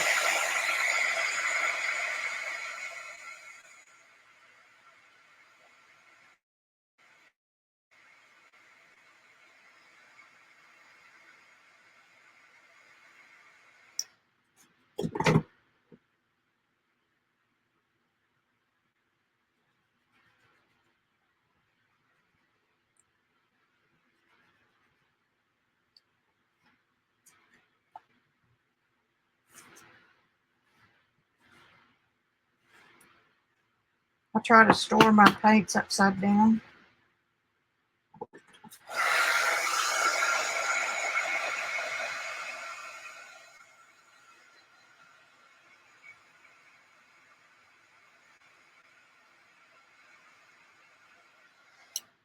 We'll let that sit for a little bit. I really do like this because the warmness of the orange and pink has warmed the silver, because you're never going to cover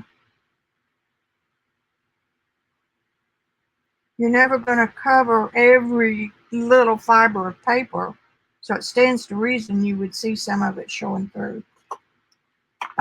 This, Linda, is if you can buy the little oopsies they mix, and then Valspar put this out. I think they're $1 or $2 a piece. But there's something in the latex house paint to make it last in all weather, so stands to reason. Okay, now what we got next?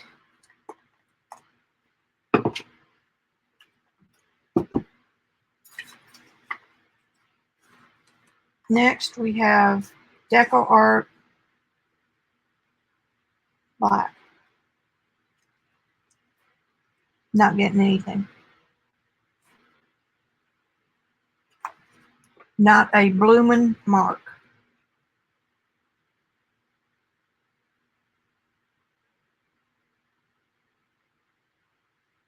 Don't ask me why. Yeah, it is peach. So nothing on the deco.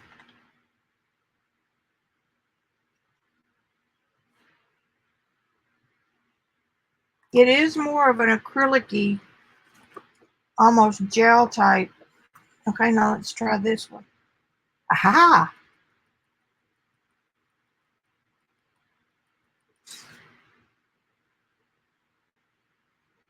This is the golden black.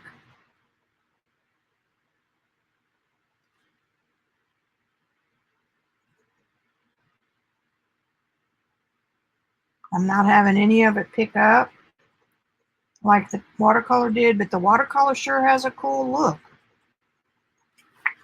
Wow. Great silver load.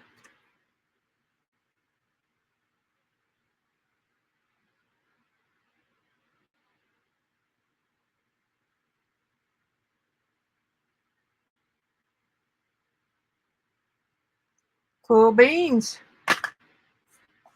So black gesso works. So now this just reinforces what I said. It just all depends on the surface and the... Okay, now we've got Liquitex white.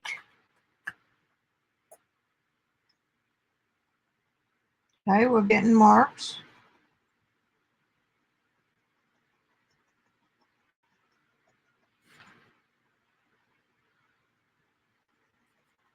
Mary's done a lot of drawing. This won't scare her at all.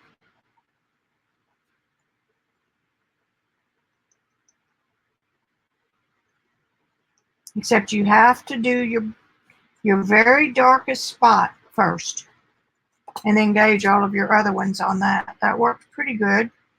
It's not as much silver load as the black.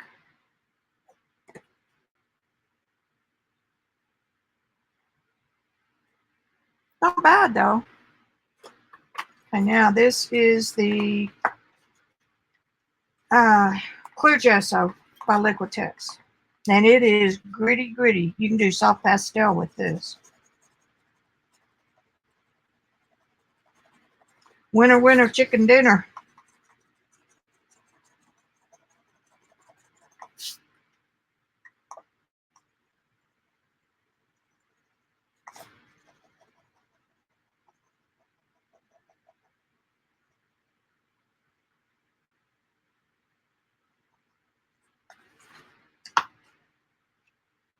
I don't get much silver load though. And it is picking up. But again, that could be curing.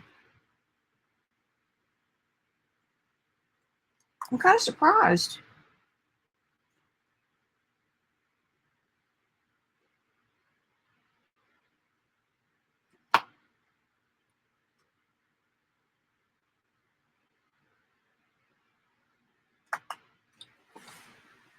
And I don't think I'm not sure. I don't think I have any white.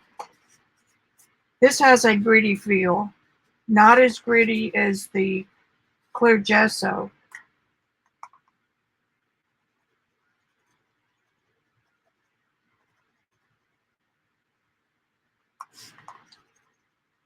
This is the house paint. Satin finish.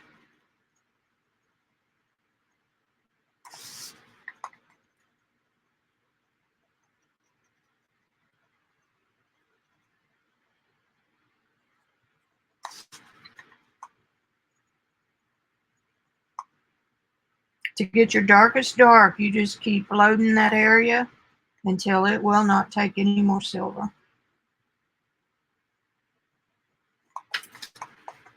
Nice silver load. Fairly dark.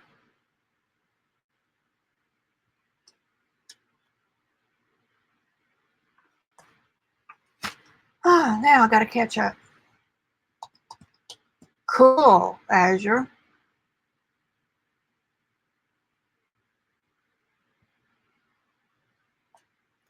These are all gessos. These are watercolor paints down here, Primas, and this is Valspar house paint, satin finish.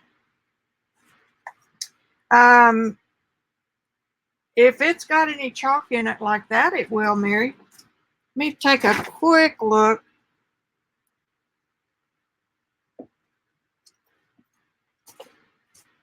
I might have a small bottle.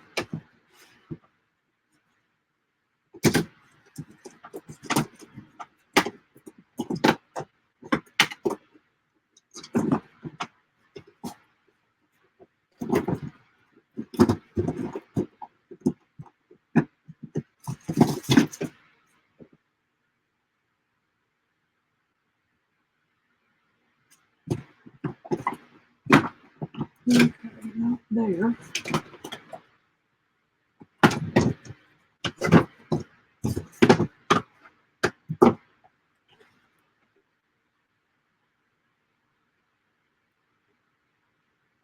Texture powder. Okay.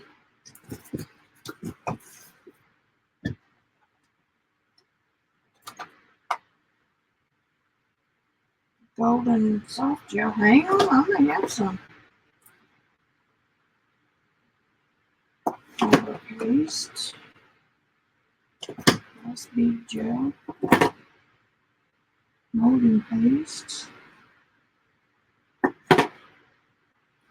White molding paste.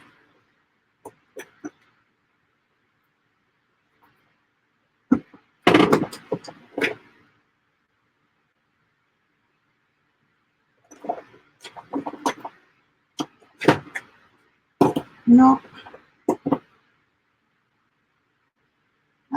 Wait a minute. Of course, this is not going to help with using what supplies you have. This is Golden's absorbent ground.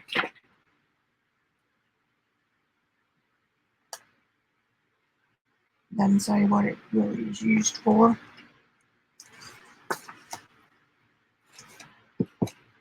Ooh, that's runnier than I thought it was going to be.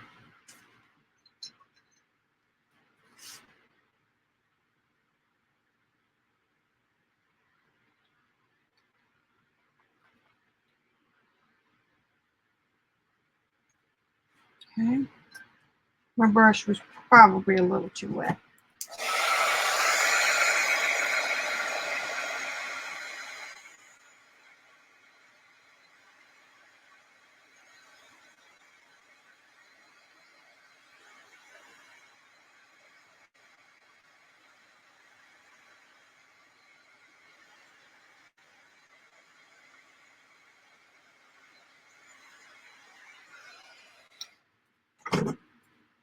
Up. We're going to let that cure. All right.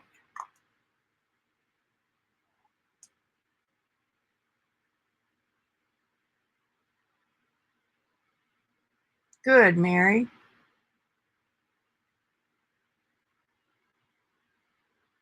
Oh, it's just a mechanical pencil. See, the thing comes out.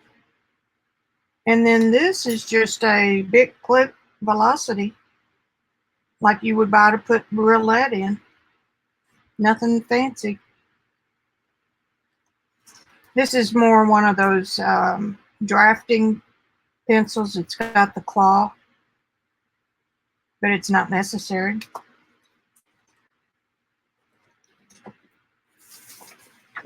Okay, what other questions? Yeah, the house paint worked great, but nothing like this black Liquitex, black golden. And I really do kind of like the watercolors from Prima. Now, that said, you can tint your gessos if you want to.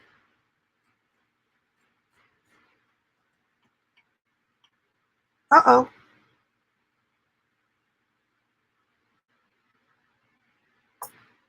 I wonder why.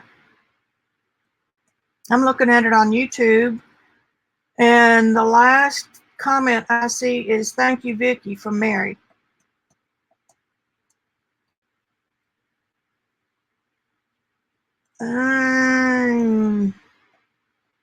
Yes, Joycey. I don't know about watercolor ground. If you've got it, I might try it. I've got some, but it needs to cure 24 hours. This is thick.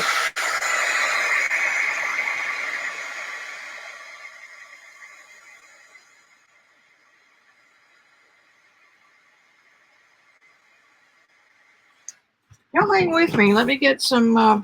Let me get that watercolor.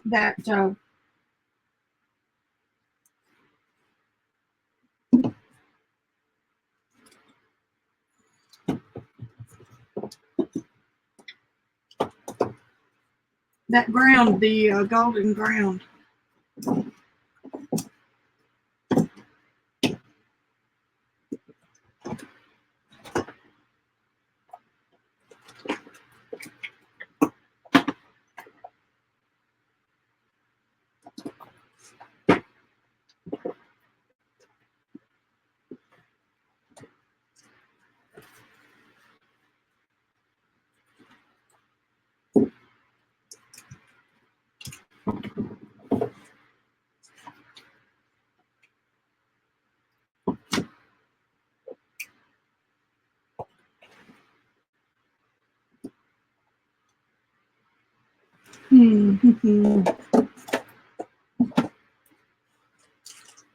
Where are you?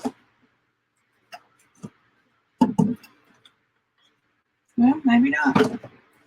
Things are not showing themselves, Jimmy, today.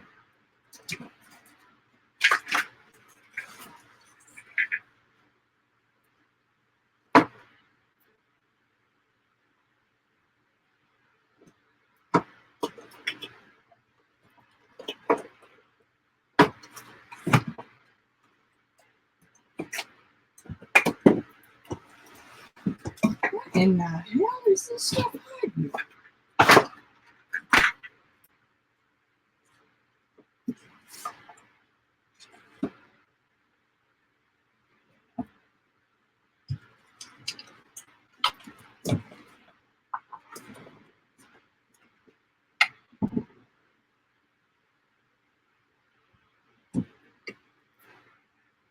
Ah, one of them kind of bottle I remember. I got watercolor ground too.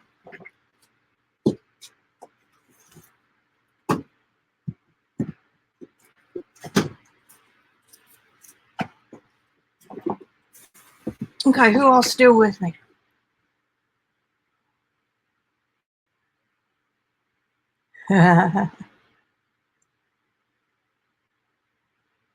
Okay, let's just do a little bit of this and see what we've got.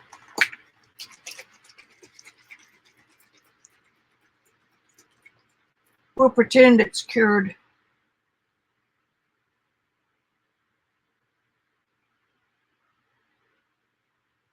So no reason there's good reason why I said it felt like plastic. It's because it's 100% acrylic polymer.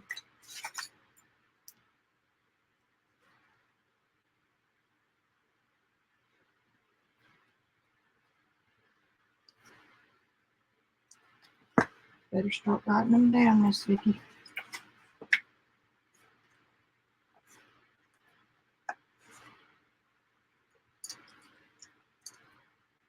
I put my pencil up. How novel is that? And then dropped it on the floor. Never to be seen again.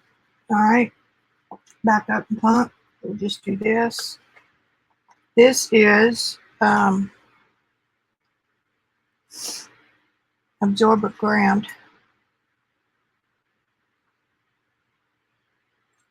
And that is golden. This is golden Silverpoint ground. And then this will be Daniel Smith watercolor ground.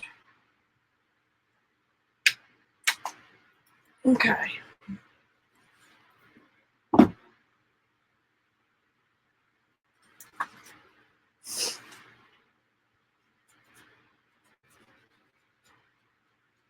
Real thin and watery.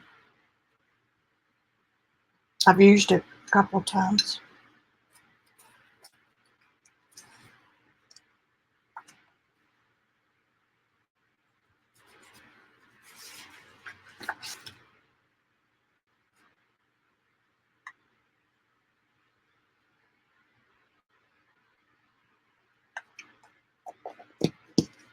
This is fun. Just playing.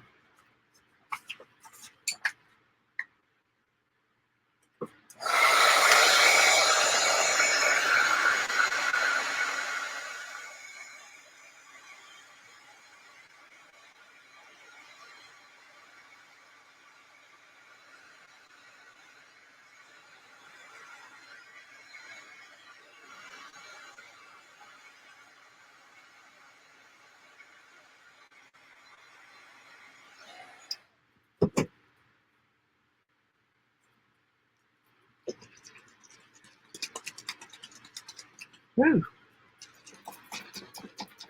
kind of felt like there was a thick clump in the bottom. It shouldn't be if it's just polymer.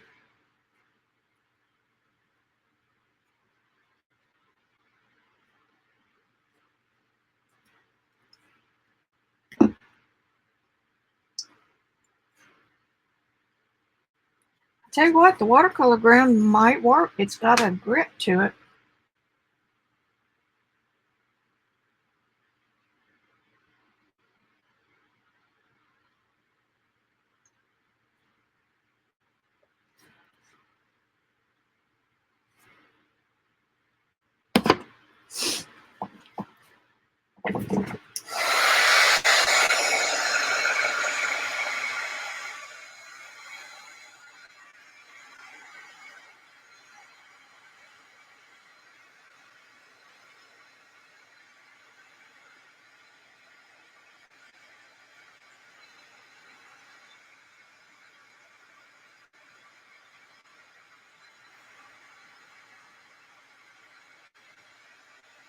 Ow.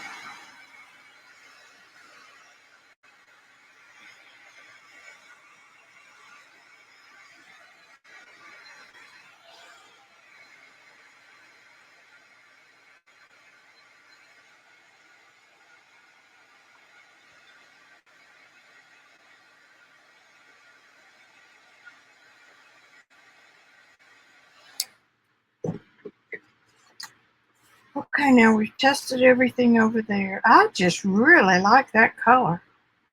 I wonder what the copper would look like on it. It's gold.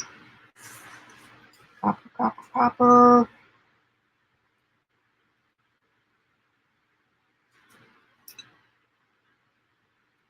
It's the silver. Those wires. I'm looking right at it. I know. This one.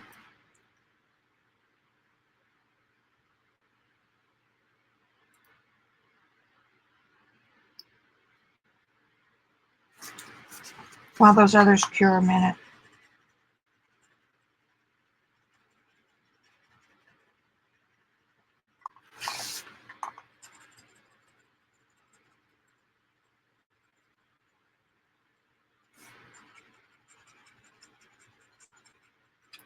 It's digging into the paint a little bit. Turn it to the side. Probably operator error.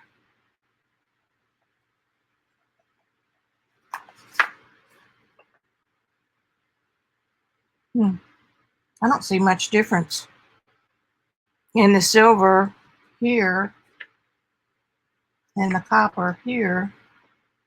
That's interesting. All right, let's do the gold.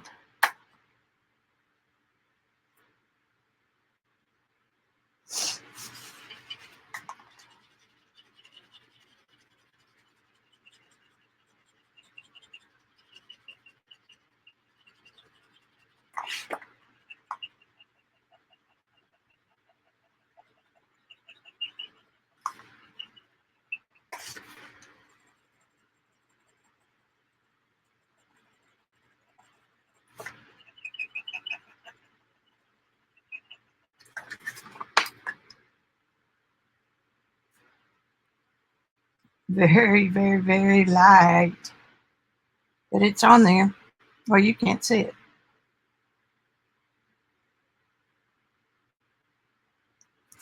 Okay, now.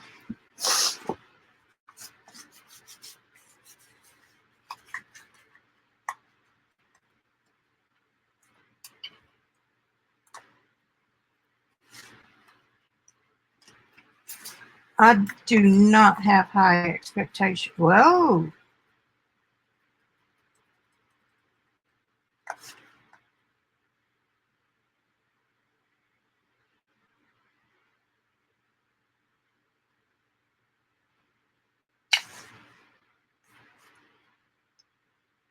As long as I stay flat with this, of course, now this is still a bit kind of damp.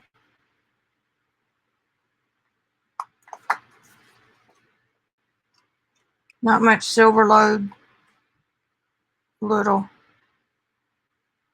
I wouldn't I wouldn't think that would be a good solution. Plus the fact it's golden, you got to buy it.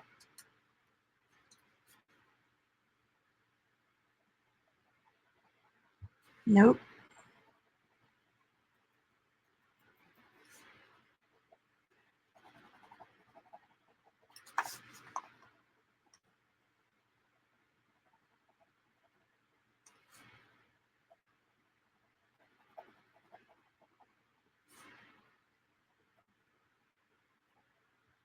It's not cured, so it's trying to peel on me.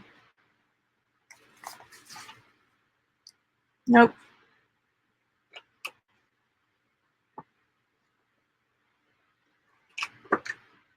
A little bit of silver.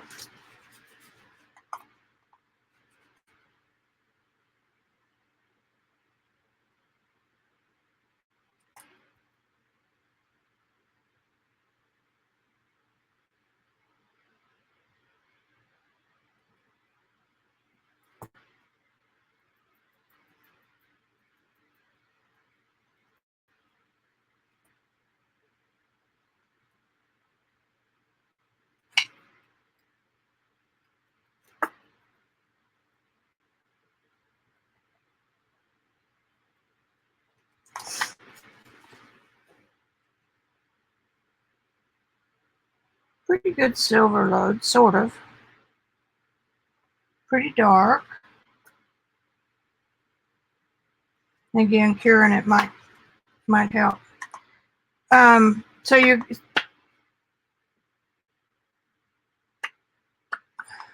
if you frame it behind glass, or when you frame it behind glass, you're going to pretty well stop any tarnish. But man, they're beautiful.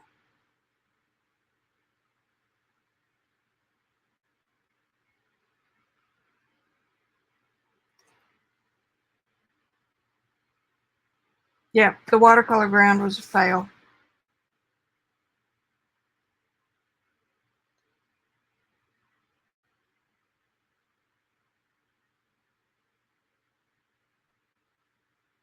Thank you, Joycey.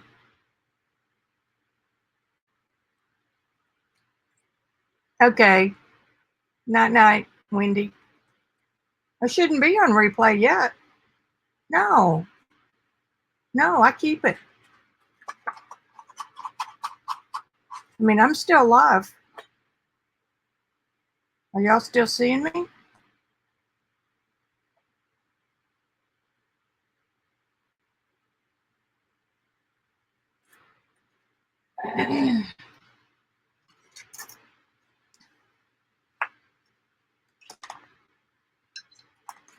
My wish is your command, darling.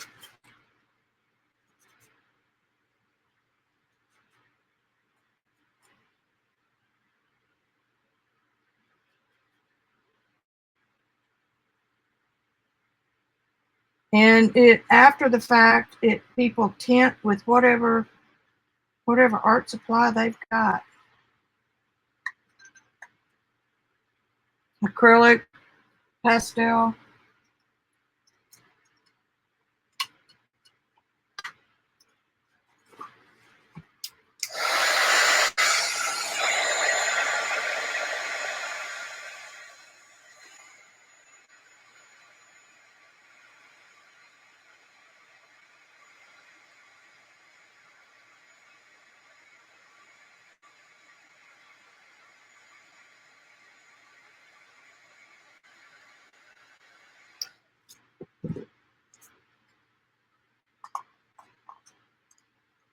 Yes, I do keep it. I mean, I don't do anything to not keep it. So, and chat does not show on a replay until it's done, because it processes for a while.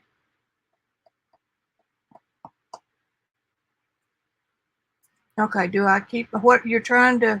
Hey, Jules, you're trying to get me to understand what? I'll focus, Joycey.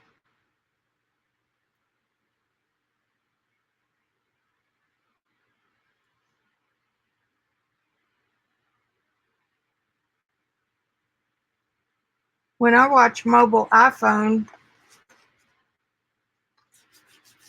I get chat and everything fine. May not be what you're talking about.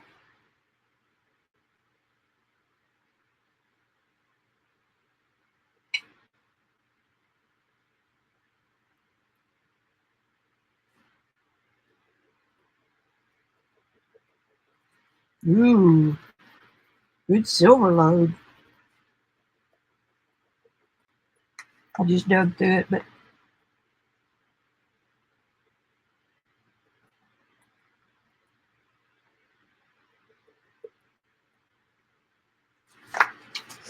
look at that silver load on the gouache.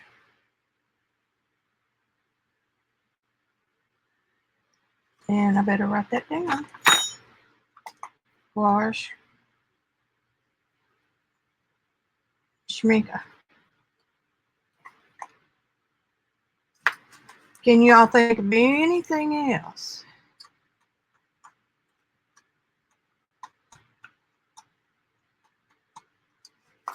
What time is it? 6:09.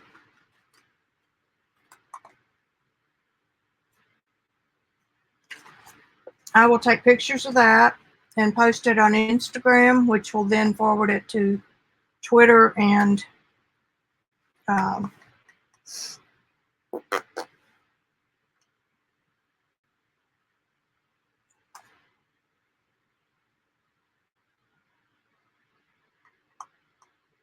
what's that other one? Facebook.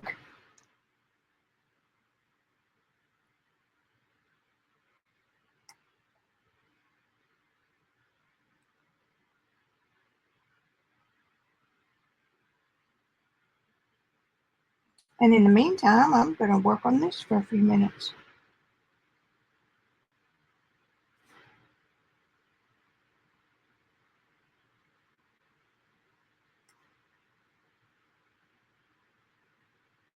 Watch your darks.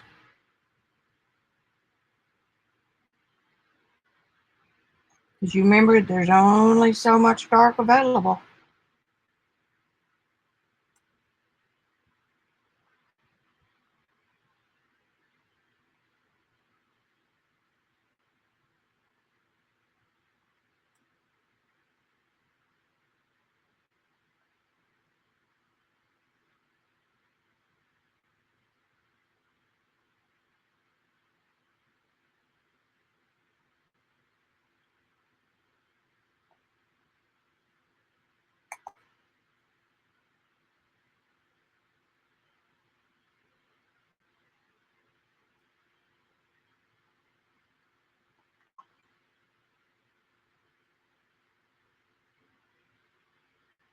And if y'all like this kind of stuff, let me know. There's not much I haven't tried.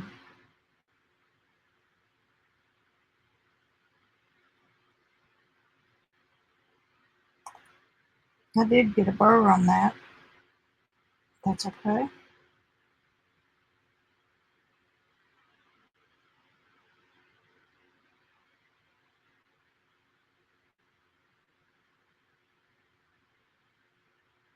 Okay, now y'all are going to post on Axully, right? Axully is phonetic spelling for actually. Really? And that's Arkansas speak. And that turned out pretty good. Brandy's out helping our hairdresser buy a new car.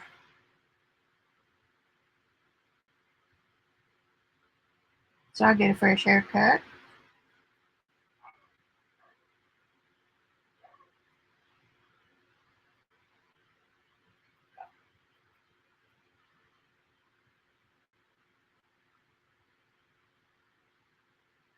It would, Azure.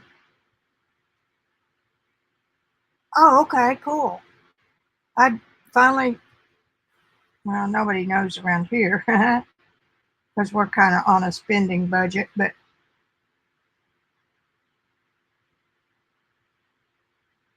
I ordered the Arteza oil for the jelly plate oils. And I ordered the metallic Artezas, again for jelly plate. Now my Robin McClendon convert, and whatever Robin does is good enough for me.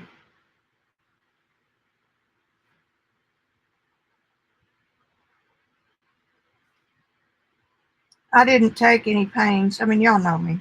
I'm going to do it pretty quick with brush marks and stuff.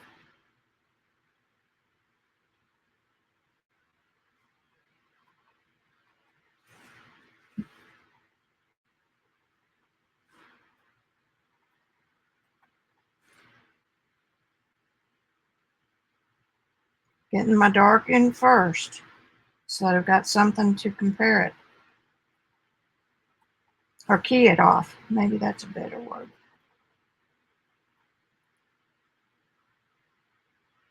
Those of you who've done some drawing know that there's a reflected shadow around this outer edge.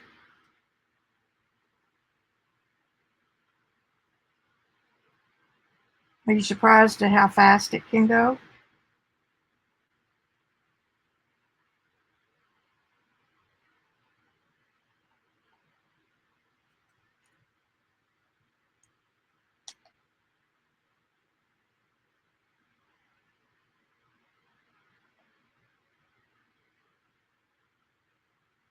Yeah, because that wash did pretty darn good. You got to watch the dark. If that's as dark as it can go, then you've only got about 4 levels of shading, which is fine. You can work with that. You just got to know it on the front end.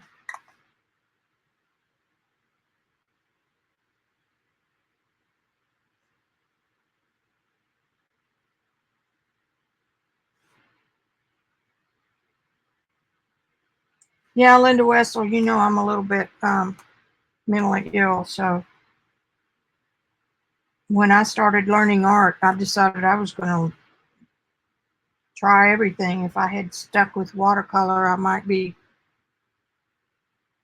further along than I am, but then I wouldn't be at the same proficiency level with oil and soft pastels and colored pencils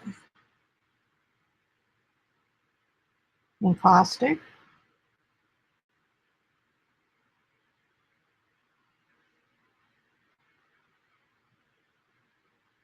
I am so glad I turned you guys on to something that you didn't even know about.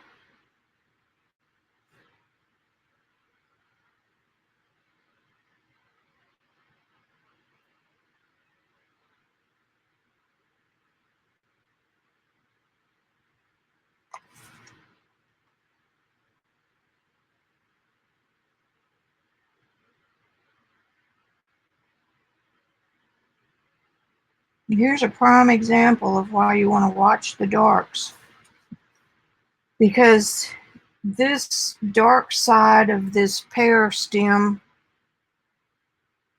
would not have shown up next to this side, but it is showing up fairly nice here. And the end of that thing is just about as dark as I can get it. And leave a little bit of a line around it.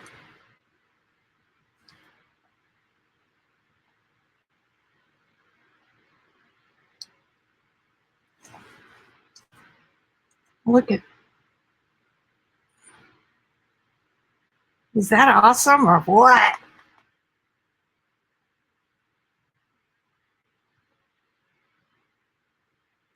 Oh, cool.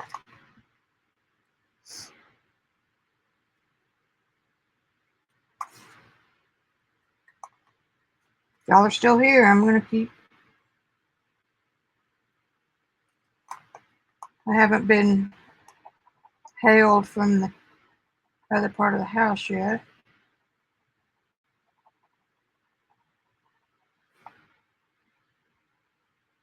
And like I said, I am not a traditional.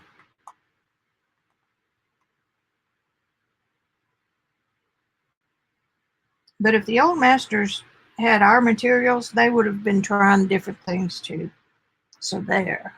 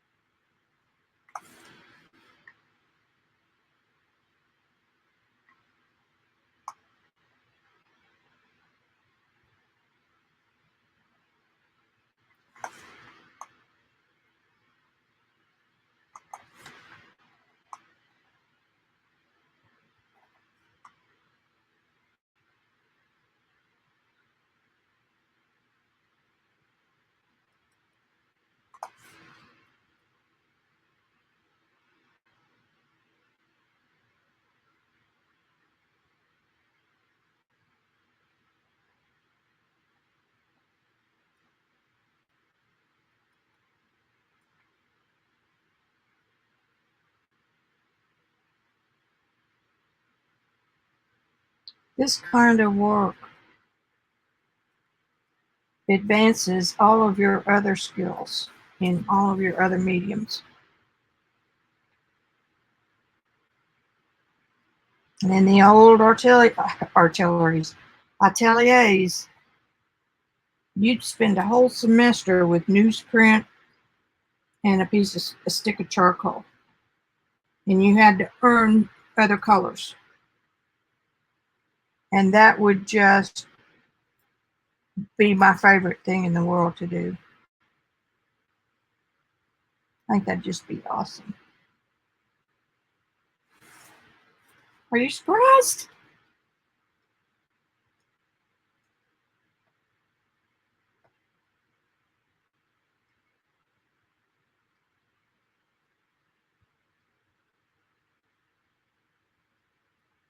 I don't know, Mary.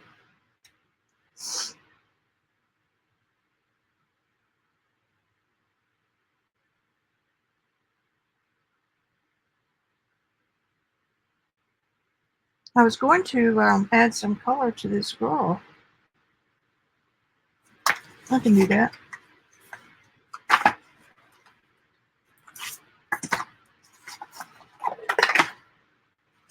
Oh, I got it. I got stuff everywhere. Well, let's use the shimmering lights.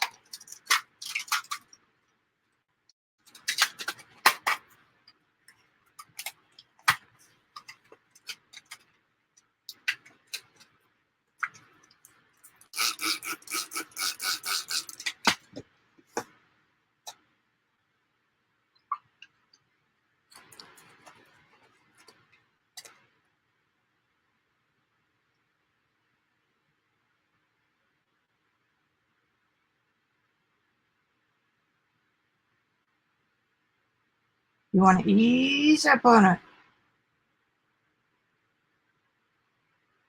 That's the little triangle of skin that Vermeer and Rembrandt and et al. Used because they had a single light source, usually from a window. And they would position that face where this little triangle of light was about all that hit on that side. And then on this side, there was more because it was closer to.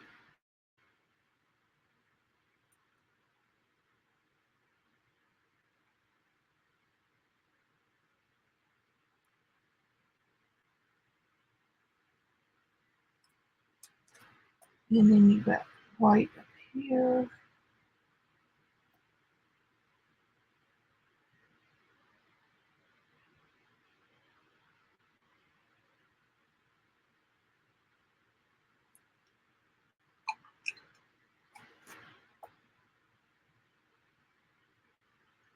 This board is very, very, very hard sand. So you do not want to use a good brush. Good thing about watercolors, you can re-wet it if you go too far.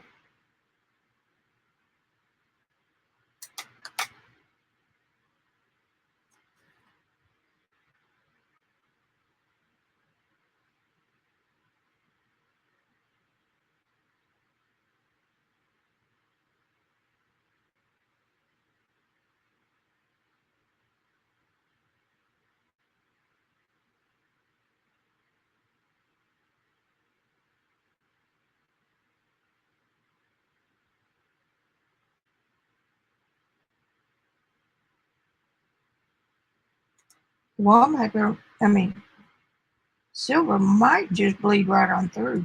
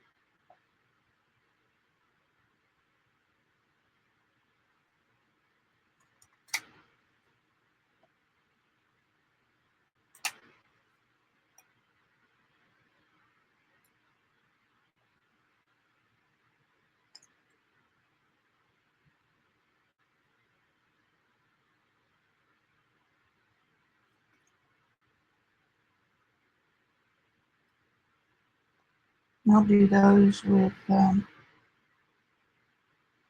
lights in her eyes with pen. Oh, now let's get a darker.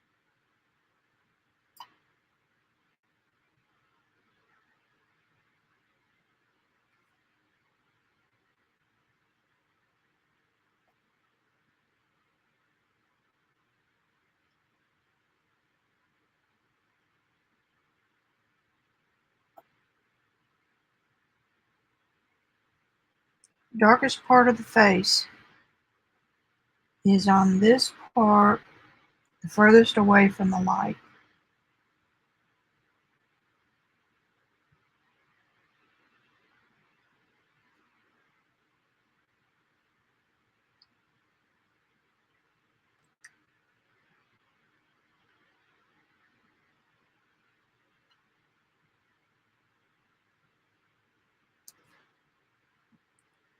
Let that dry for a minute.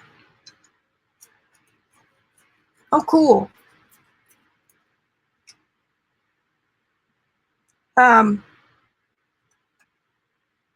Yeah, don't forget Axully.com so everybody can enjoy them.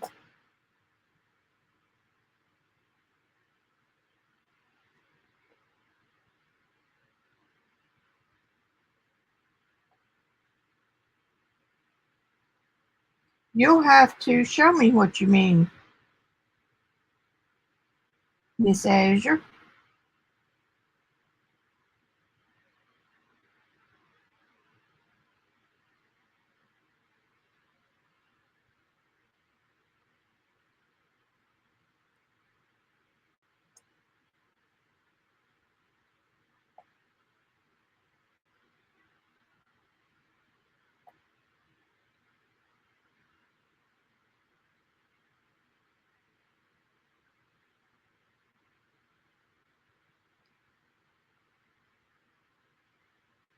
This has just been kicking around in my studio, and I might actually salvage it.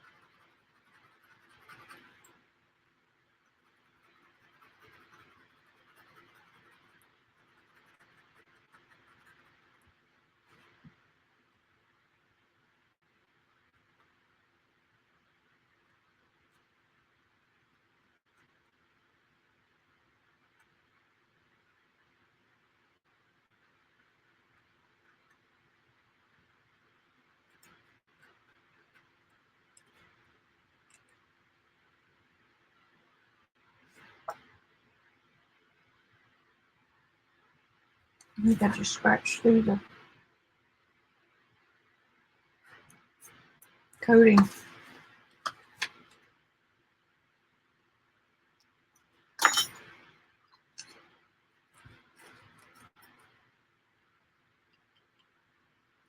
See, it is, the silver is coming back up. But, that could be remedied by using a real thin acrylic if you wanted to.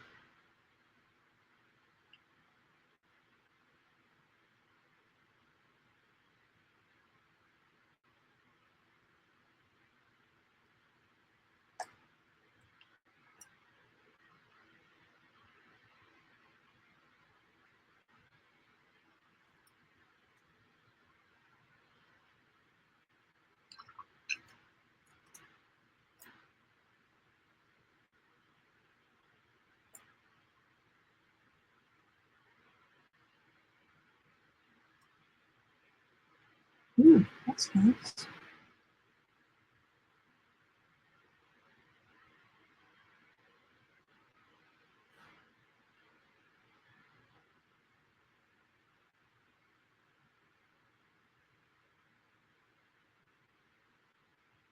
I like that gold.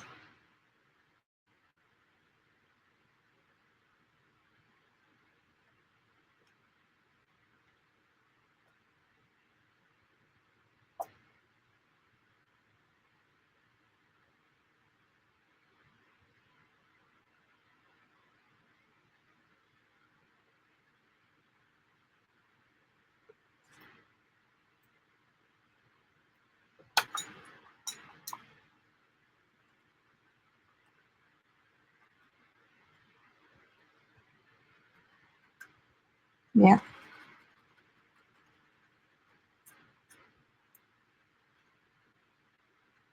course, this surface was never designed for this.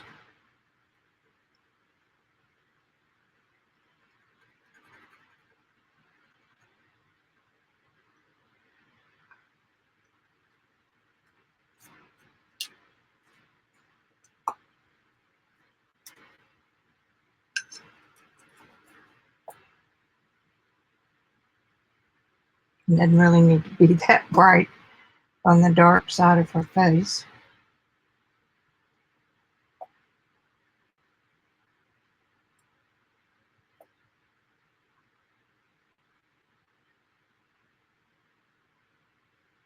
That didn't hurt my feelings any.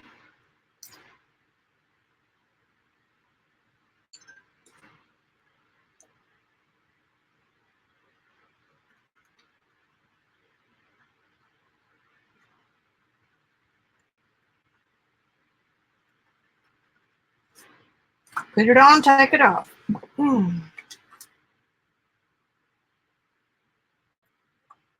I think it improved it. I think it might have saved it.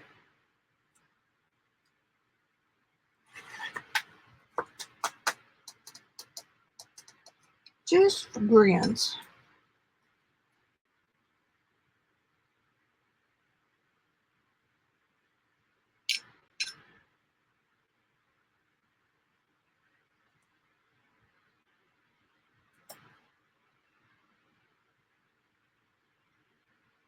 And since we're kind of turning this into mixed media.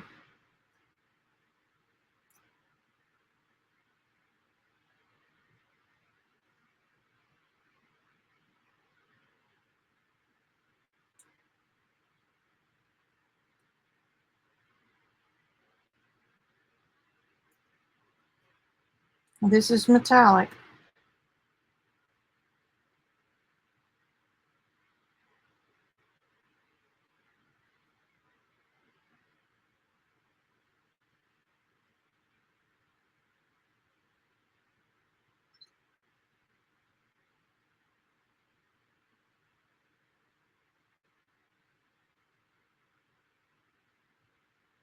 Gosh, I've had fun, you guys.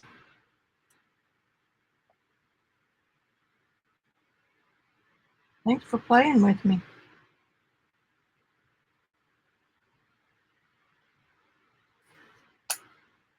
Okay.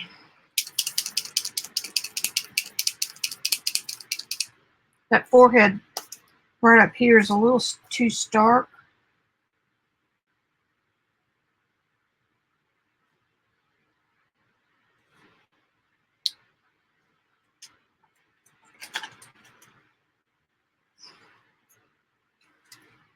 That won't do it. I won't do it. Come on now, you know you've got a million pins up there.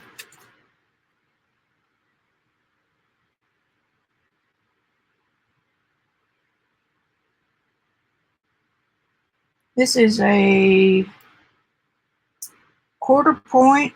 Oh, it's all in Japan. That's why I can't read it. 0.25 millimeter marker.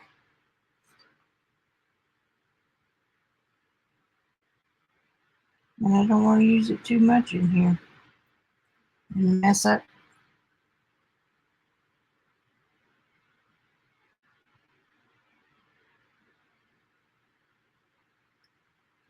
I do not have her eyes drawn right.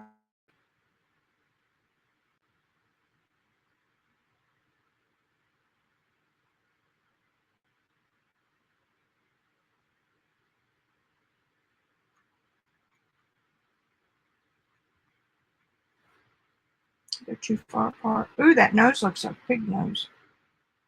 They're too far apart.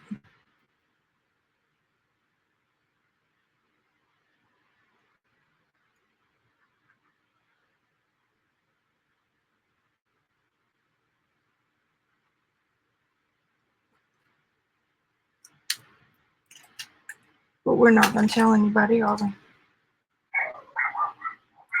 There they are.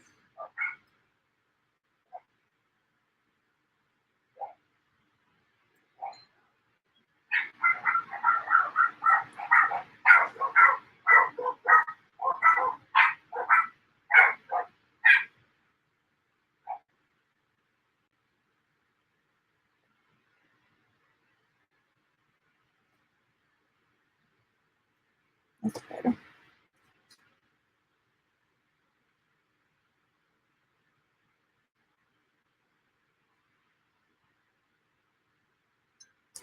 Huh. What a day, what a day. I'm going to leave that white right up in here. Let's see what that background did. Not a whole lot. Very subtle. We saved it though. Whew. Good. Good, thank you. Going to the beach. Yeah, I'm gonna be done. That pear. Where did it go? Where did it go? Where did it go? Do do do do do do do do. I guess I could put it right there, and it's almost lined up with the original. See what I mean about the darks?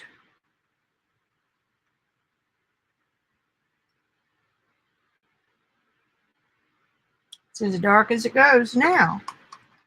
If you wanted to, you can come back in with graphite. There's nothing that says that you can't. Start very light at first.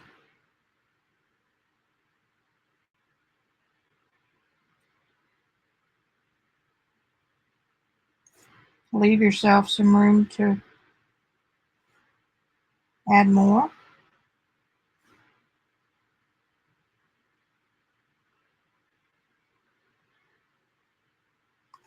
Now then, see, just that little bit. Got it a little darker.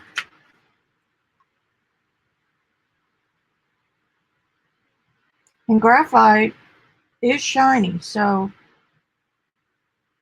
it blends well with Silverpoint. Doesn't hurt it at all. That'll knock your eyes out.